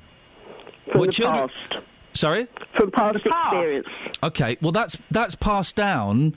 Kids' bikes always get nicked. That's passed down from the parents. No, they don't always get nicked. Shelley, of course they always get nicked. My bike got nicked back in the 70s. Yeah, they might get nicked once, but you're not driving down where you live every day thinking your dog or your bike or your phone's going to get stolen. Well, how many times has your phone or your dog or your bike been stolen, Shelley? My kids are grown up now, but kids... The question was, how many times has your dog, your bike or your phone been stolen? Bike and phones 2 or 3 times. 2 or 3 times? Yeah. How did they steal your... These are the Travellers, was it? Yeah. How did they steal your telephone? They held my son... No. How did they steal your telephone? No, this wasn't mine. It was my son's while he was doing his paper rounds up at Pepperstock. And he went to the police? No, my husband went and got it back himself. Right, OK. Let's bring in Cliff Cadona. Morning, Cliff. Morning. Cliff, you are represent... Who's just went? Someone went there. You represent the Gypsy and Traveller community. Yeah. Respond to what you're hearing. Unfortunately, if things have happened in the past, I think it's a real shame that people have suffered things, but it's time to move on, and if all this money has been spent to refurbish the site, it's only fair and proper that people should be allowed to live on it and give the next, people that's going to live on there a chance. Don't condemn people who's coming along by what's happened in the past. I suppose, though, Cliff, if people have got experiences, as Shelley and Veronica have, of violence and things being stolen from them by residents, previous residents, then they're going to be concerned, aren't they? Of course they are, but in all fairness, across the rest of the population of that area, there's things happen every day out on the streets, on the pavements, at the shopping places and different establishments, but we don't condemn everybody or one particular group just because something happens, do we? Shelley? I don't condemn travel. No, I've got a friend that actually was a traveller and now lives in a house. I haven't got a problem with that. What I've got a problem with is, have I got the faith in the councillors to maintain what they're saying they're going to maintain? No, I haven't. Well, that's what I've got the problem with. I do agree with you on that. I mean, at the end of the day, councillors have let the community down, and they've let the travellers down as well. Myself, personally, I would have liked to have seen the site relocated, a bigger site built for the money, more accommodation for people, and would have been more acceptable, and let that go on for development. What Mr. Stay tried to get that for development for the last 10 years, so that would have been a better job to be done. But, in all fairness, we use people that live there. The money's been spent. The little site's there now. So if we could just try to get 6 decent families to live on there, it would be good all the way around. Yeah, I don't disagree with that whatsoever. But what I do say is, if they're traveller families, yeah, fine, but not people that are problematic families. There's a big difference between travellers and tinkers. Well, now here we go. So here we go in this. Every time we mention travellers, it gets down into this breakdown of different groups. What's your beef with tinkers, Shelley?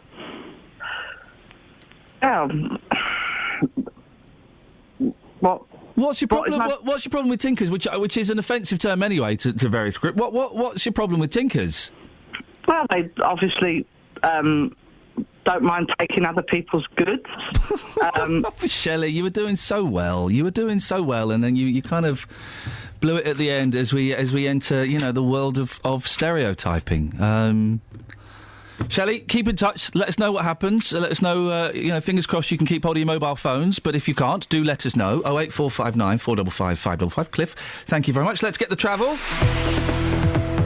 Travel news for beds, cards and bugs. BBC Three Counties Radio. In High Wycombe, we've just had reports that on the A404 it's partially blocked because of a breakdown at the High Wycombe Handy Cross roundabout, so that's making it very slow. In Bromham, on Bromham Road, it's looking slow eastbound between the Branston Way and Shakespeare Road. And in Hemel Hempstead on the speed sensors, the A41 southbound is looking very busy between the Hemel Hempstead turnoff and the M25 junction 20 at Kings Langley. On the M1, there was the accident just after junction 5 for Watford. That has now been cleared, but the traffic was held between junction 6A for the M25 and 5 for Watford while that was done, so it's still a little bit slow around there at the moment. Looking at the M25 anti-clockwise, it's very slow between junction 18 for Chorleywood and 15 for the M4, and on the London Underground, the Metropolitan line still has severe delays, so that could cause some delays, but tickets are being accepted on Chiltern Railway and local bus routes. Samantha Burrough, BBC Three Counties Radio. Across beds, hearts and bugs. This is BBC Three Counties Radio.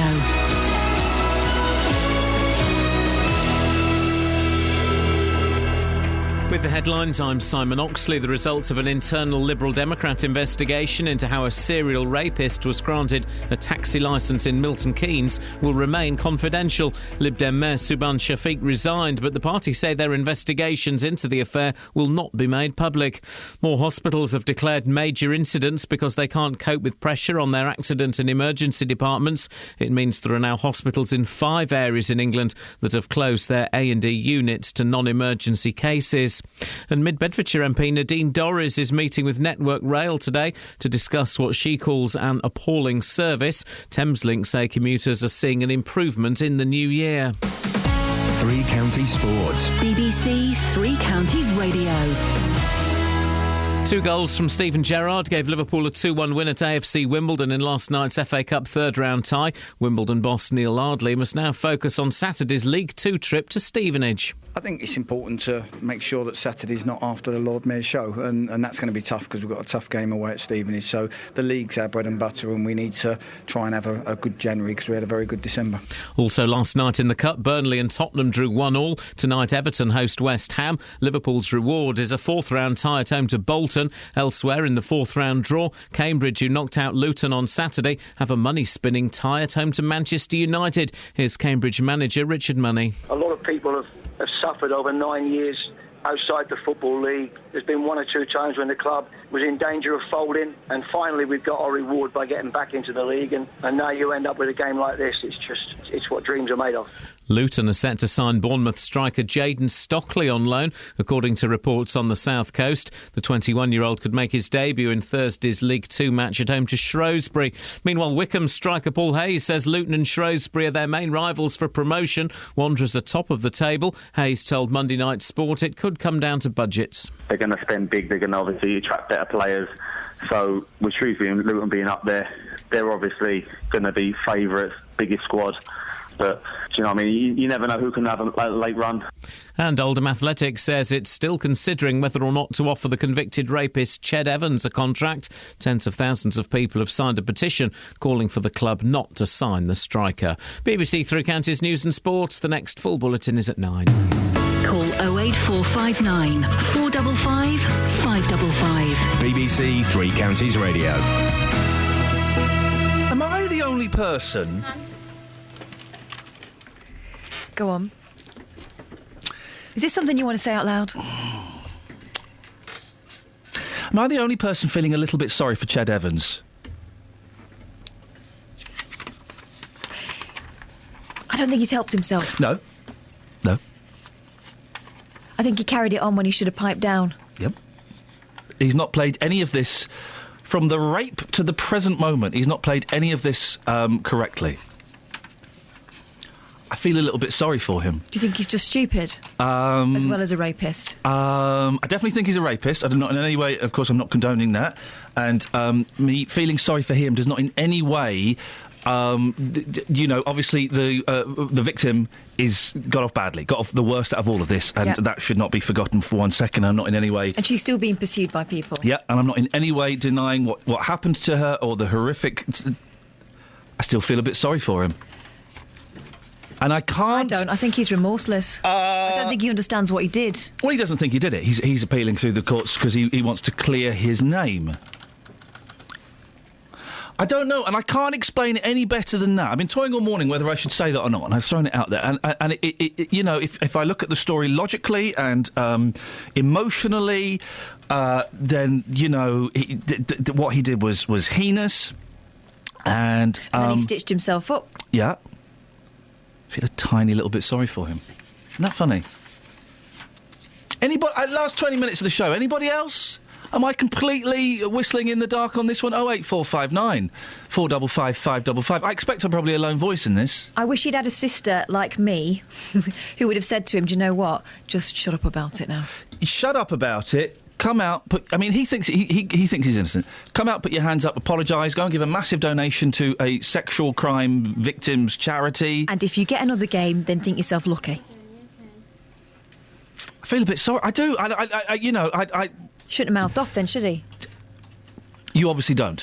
I think it was a stupid thing to not keep his head down. Mm-hmm. Mm-hmm. Because there have been other people who've come back from serving jail sentences and they've been able to resume their careers. Mm-hmm. Not many, but it's happened. But with something like rape... Oh, I think he's a massive plum. I think he's a complete and utter idiot. I think he's probably a nasty piece of work from what he has done. I also wonder what his girlfriend's playing at. Andy, can I put you straight through now? I feel a little bit sorry for him, and I can't explain it any better than that. I cannot explain it any better than that. It's just... And is it because it's dragging on? Is it because he's constantly in the papers? Andy's called in. Morning, Andy. Good morning, Ian. How are you? Yeah, I'm all right. I'm confused by what I'm thinking and feeling at the moment.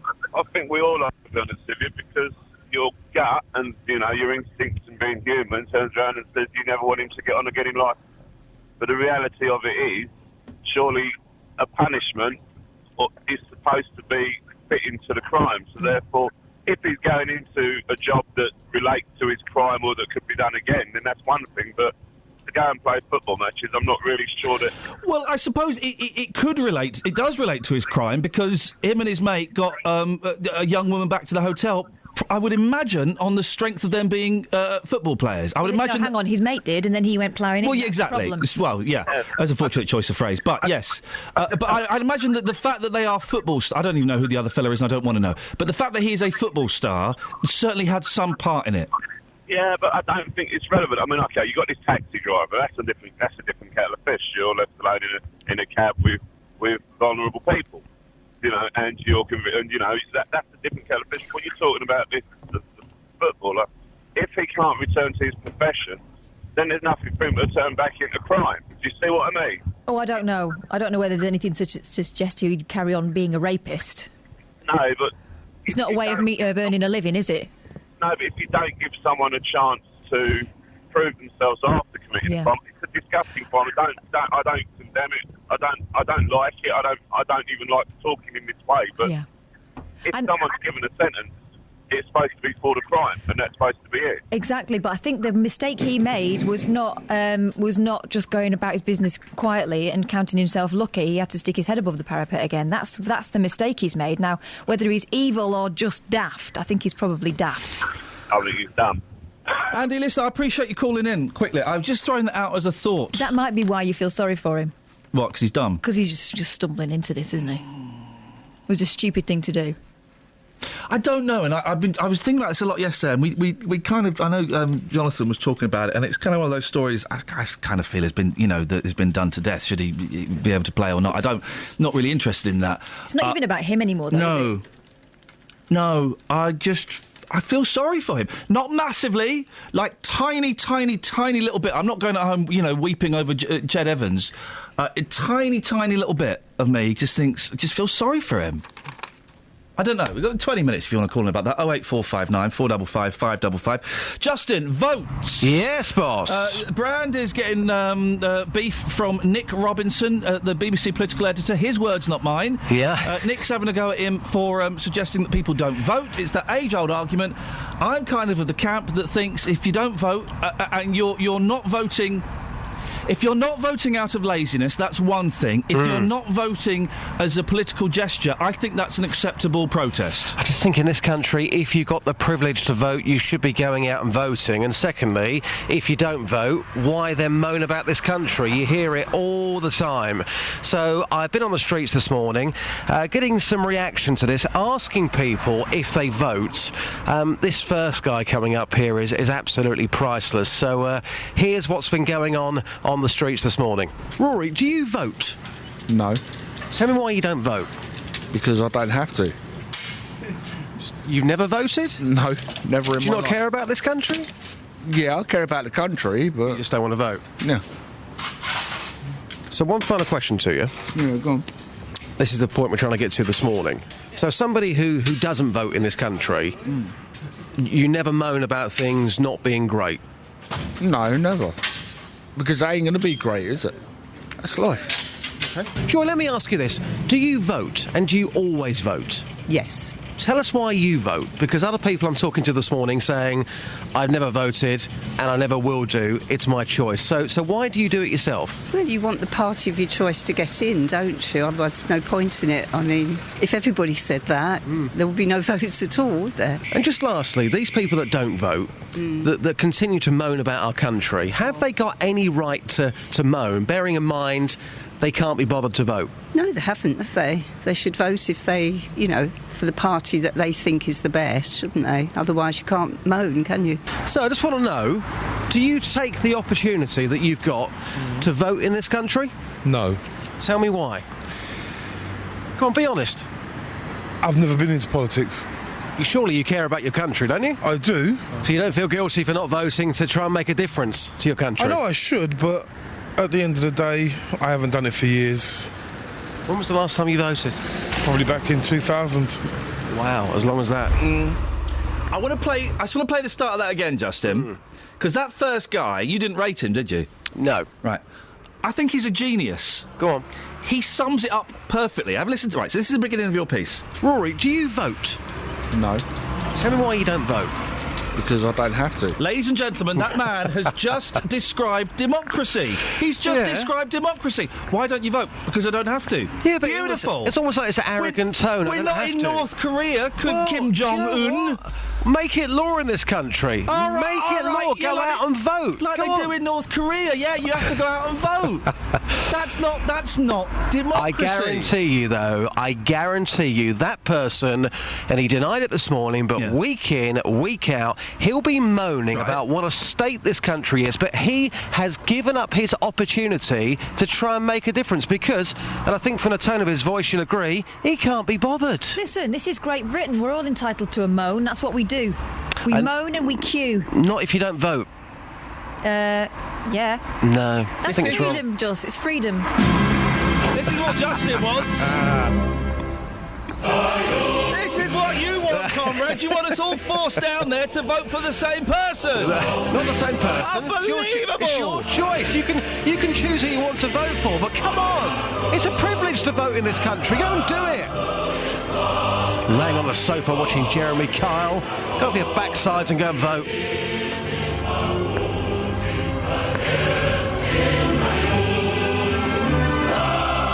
That was the Justin Dealey manifesto. Travel news for beds, cards and bugs. BBC Three Counties Radio. In High Wycombe on the A404, it's very slow on the M40 at junction 4 for the High Wycombe Handy Cross roundabout because the vehicle's broken down and it's partially blocking the road there. In Hemel Hempstead on the A41 southbound, it's very slow between Two Waters Road and the M25 junction 20 at Kings Langley. And having a look at the M25 anti-clockwise, that's very slow between junction 17 for Maple Cross and 15 for the M4. On the A1M southbound, that's very busy between junction 8 for Stevenage and 7 for the A602. And on the M1 towards London, it's very heavy from junction 6A for the M25 to junction 5 for Watford after the accident earlier on, but that has now cleared and should start to ease off soon. On the trains on the Metropolitan line, there are still severe delays because of a signal failure at Neasden, but tickets are being accepted on Chiltern Railways and local buses. Samantha Bruff, BBC Three Counties Radio. Thank you, Samantha. 8:45. It's Tuesday, the 6th of January. I'm Iain Lee. These are your headlines on BBC Three Counties Radio. The results of an internal Lib Dem investigation into how a serial rapist was granted a taxi licence in Milton Keynes will remain confidential. Figures on NHS waiting times are expected to show the performance of accident and emergency units has dipped to its lowest level for a decade. And people living in a village near Luton say they're concerned about the reopening of a traveller site. 08459 455 555. We'll take some of your calls after the weather with Kate. Beds, Herts and Bucks weather. BBC Three Counties Radio. A rather cloudy but mild start to the day across all three counties. The temperature outside ranging between 7 and 8 Celsius. 1 or 2 spots of light rain this morning, but that's likely to get a little worse as we head through lunchtime as our main organised rain band arrives from the west through this afternoon, bringing with a bit of a wind as well. The temperature by the end of play likely to reach around 9 Celsius. Now this rain will continue to move eastwards as we head towards this evening, taking with it the cloud. Behind it, we'll see some colder air introduced. So overnight, the temperature is going to drop down to -2 in some spots, which means a widespread frost. And maybe on untreated roads where it's rained today, we could get 1 or 2 icy stretches tomorrow morning. For Wednesday, a bright, cold, frosty start, but the clouds will increase through the course of the morning and turning windy with some rain tomorrow afternoon as well. Maximum temperature 8 Celsius. And that's your forecast. Every weekday morning. Good morning. Welcome to the JVS show. I'm Jonathan Vernon Smith. Local opinions. We think it's absolutely shocking that this young man should continue to have to be punished. He hasn't even shown any remorse or said sorry. Well, firstly, I have to disagree. The JVS show. Well, but we're not living in very optimistic times. But it does seem very clear, doesn't it? They're human beings. Some are good people, some are bad. The JVS show on BBC Three Counties Radio. Now, see, Paul has slightly misunderstood on the email what I'm saying about. I feel slightly sorry for Ched Evans. I can't explain it. I can't explain it. Iain, you should be feeling sorry for Ched Evans. I don't think he did anything wrong in the first place. He had sex with a drunk girl who also wanted sex with him. The majority of people his age would have done the same thing. No, that's not what happened. He's been found guilty in a court of law of rape. Did you hear that, Kath? No, tell me again. From Paul. Ian, you should be feeling sorry for Ched Evans. I don't think he did anything wrong in the first place. Oh. He had sex with a drunk girl who also wanted sex with him. No. The majority of people his age would have done the same thing. That's not what happened. And I don't want to go into the specifics of what happened. She was engaged in something with someone else, and he decided to join in. Yeah. So... And he's been people filmed through the window. And he's been found guilty in a court of law of rape. So that's not up for discussion at the moment. That's up for discussion in the Court of Appeal. Let's see how that goes. Yeah. But that's not... he's a rapist, and you can't deny that. But, anyway. Kieran's in Aylesbury. Morning, Kieran. Morning. What you got for us, boss? Yeah, on the voting thing, there should be a box on the actual voting slip so you could register a protest vote. Oh, yes. Like in Brewster's Millions. None of the above. I wasn't expecting a Richard Pryor reference so late in the day. Yeah. So you what? None of the above box. Well, yeah, there should be something like. But then what good does? But then what does that do? It actually registers that you are not happy with the political parties that are on offer and what they offer. But you're still playing their game. By doing that, you're still playing their game. What's wrong? Let's go from it this way. Or should that trigger some other system? Well, yeah, but tell me what's wrong with sitting at home on Thursday, May the 7th and not voting? Because your voice is not actually being heard. But people will think that you're shouting in a storm anyway. So your voice probably won't be heard, possibly won't be heard even if you go and vote. Yeah, but at the end of the day, at least you voted. At least then you can moan and groan about the state of the political system. But you can still moan and groan. This is what I don't get. I think, and with the greatest respect, I think it's a slightly ill thought out argument to say you can't moan about the political system if you don't vote, because that could be perceived as your moan. Your protest is, I'm going to stay at home and I'm not going to go and tick a box. I'm not going to play their game because they don't speak to me. I'm not saying that's what I think, by the way. I'm just putting it out there that I can appreciate that as a relevant protest. Yeah, but if there's a box there to register that you don't believe in any political party, then the political parties will then... Well, they're not have to listen to Well, you. no, they wouldn't, would they? Kieran, we're kind of going round in circles. Can someone phone up in the last 10 minutes of the show and tell me specifically what's wrong with sitting at home on Thursday, May the 7th and not voting?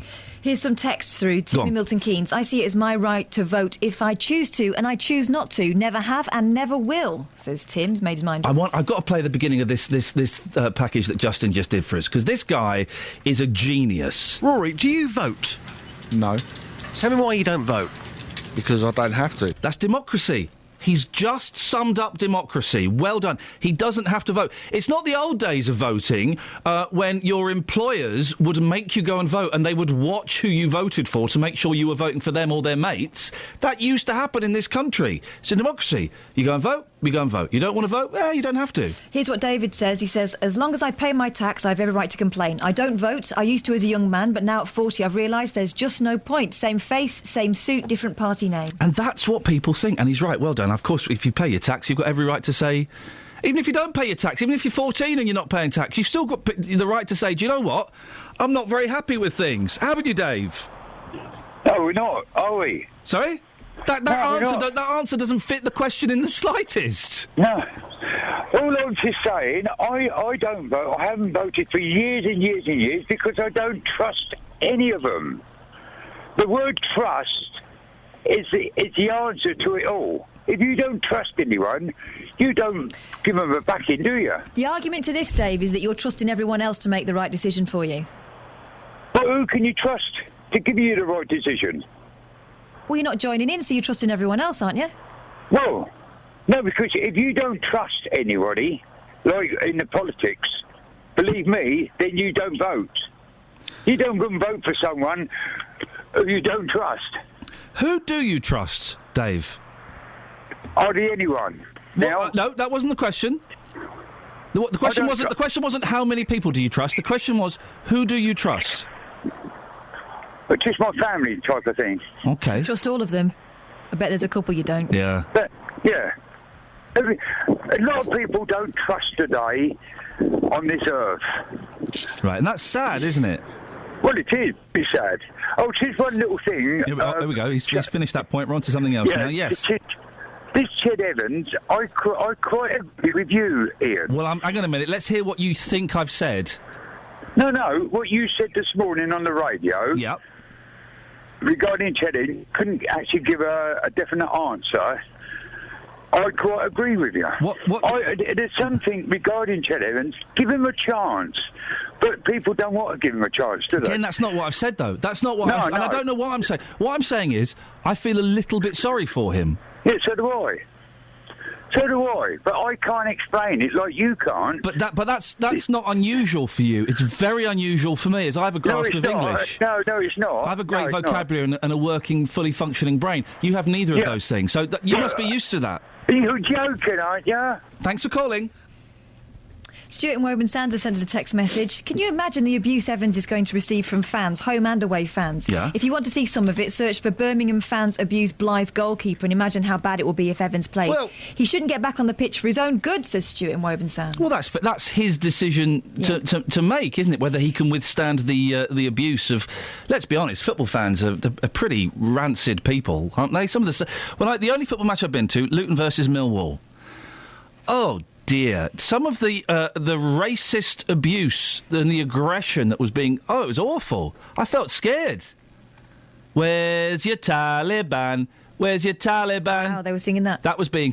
Well, Luton started it off, where's your caravan? Because I think... And then Millwall fired back, where's your Taliban? It's playground, though, isn't it? It's playground stuff. It's horrible. Mark in Bedford says, if an accountant or a radio presenter or anyone else commits rape and is sent to jail, they should be allowed to carry on with their chosen profession. Now, I doubt many people would choose a convicted rapist as an accountant, and I doubt the BBC would employ one.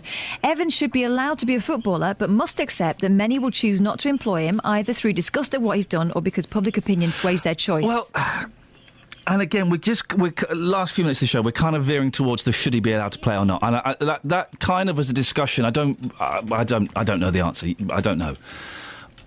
All I'm saying is, I just feel a bit sorry for him, and I can't express it any better than that. I can't. Is it because the whole nation is against him? Is it because he's such a complete idiot that's in denial? Is it because... I don't know why it is. I don't know. Mark's in Bletchley. Morning, Mark. Mark? I am. Mark, do you feel sorry for Ched Evans? Well, what they should be making the decision based on is his actual football ability. Now, I support Man City, so it's not played for him for a couple of years now, but I actually used to see him play, and he is a good player. But what I don't get is Oldham are basing this decision now about a petition with 30,000 people have signed. But it's a business, isn't it? Football's a business. So if 30,000 of... I believe Oldham's a relatively small team. If 30,000 of their fans are saying, look, if you employ this fella, we ain't going to come anymore, then they kind of do have to listen to that, don't they? Yeah, but they'll be looking at getting a quarter of that number through the gate. Look at their attendance figures. Well, I've literally no idea what they're... But are you saying... OK, well, let's do this for a second then. So whatever the crime he's committed, he should be allowed to play football professionally? At the end of the day, there's a thing called Rehabilitation of Offenders Act. I don't know when this actual offence was. So he's committed a rape. So he's raped a woman. He's had sex with a woman against her will. He should be allowed to play football again. Yeah, also don't forget that although he's been found guilty, you do get miscarriages of justice. And he's appealing it, but we kind of have to go there. Yeah. All right, supposing he'd murdered someone, would a murderer be allowed to go and play football? Well, the thing is, it should just be based around his footballing ability. OK, so someone who's had a paedophile who's murdered a child, should they be allowed to play football professionally? Well, you've had them commentating on football games, haven't you? Sorry? There's been commentators on games, and they actually are going out in front of a bigger audience than what you get at a game. Well, I'm assuming you're referring to Stuart Hall, who had sex with underage people, but he won't be... I mean, I don't know when he's going to prison. He was found out. Yeah, and he would never be allowed on 5 Live again, let's just say, shall we? Mark, I've got to move on. It's that thing, when you start saying, well, yeah, he should be allowed to, well then... If he's a good footballer, that's what should be judged on. OK, anyway, let's go to John. Morning, John. Just briefly, I'm no football follower by any means, but I believe that Ched Evans has refused to apologise to this young lady. Well, he denies he did anything wrong. Oh, do you feel sorry for Ched Evans? Up to a point. only up to a very minute point, but he's refused to apologise. And can you... Because I feel sorry for him up to a point, and I can't explain why, John. Can you explain why? It's human being, I think, being human. John, you know what? That's a great call to end it on. It's kind of the thing that was well, it had nowhere to go. I was going to apologise for it going nowhere. We had nowhere to go with it. It's just a thought that I kind of threw out there. Iain.lee@bbc.co.uk. Catherine, if people want to get in touch with you... Yeah, they can go to... Oh, it's really hard. Go on. You can do your email. Go on. Catherine, Katherine.Boyle, BOYLE @bbc.co.uk. And that's if you want to have a comment on the show, or if maybe you've got an idea for a story or a little thing that we should be talking about, then you can send us emails to those places. There's a podcast up as well. There are 2 podcasts that came out over Christmas. They're a little bit more slapdash than usual, but the last one has got Dave Davis from the Kinks on, so I thoroughly recommend you download it. Travel news for beds, cards and bugs. BBC Three Counties Radio. In High Wycombe on the A404, that's partially blocked at the M40 Junction 4 for the High Wycombe Handycross roundabout. It's causing queues from the Marlow Junction after the accident on the roundabout, the breakdown, on the roundabout. In Newport Pagnell on the A509 southbound, that's very slow between Newport Road and the Tickford roundabout. And having a look at the M1 towards London, it was very slow earlier on because of the accident at Junction 5 for Watford. It's starting to ease off there, but still quite slow from Junction 6A for the M25. And it's also looking very slow southbound from Junction 10 for the Luton Airport Spur Road to Junction 9 for Redbourne. On the trains, there are reports of any major delays, but on the Metropolitan line there are severe delays because of a signal failure at Neasden, but tickets are being accepted on Chiltern Railways and local bus services instead. Samantha Breff, BBC Three Counties Radio. Samantha, as controversial as ever, right to the end. Thank you for that. Thank you, Catherine, Kelly, Justin. We'll be back tomorrow at 6 o'clock, bright and early. Until then, from us, ta-ta.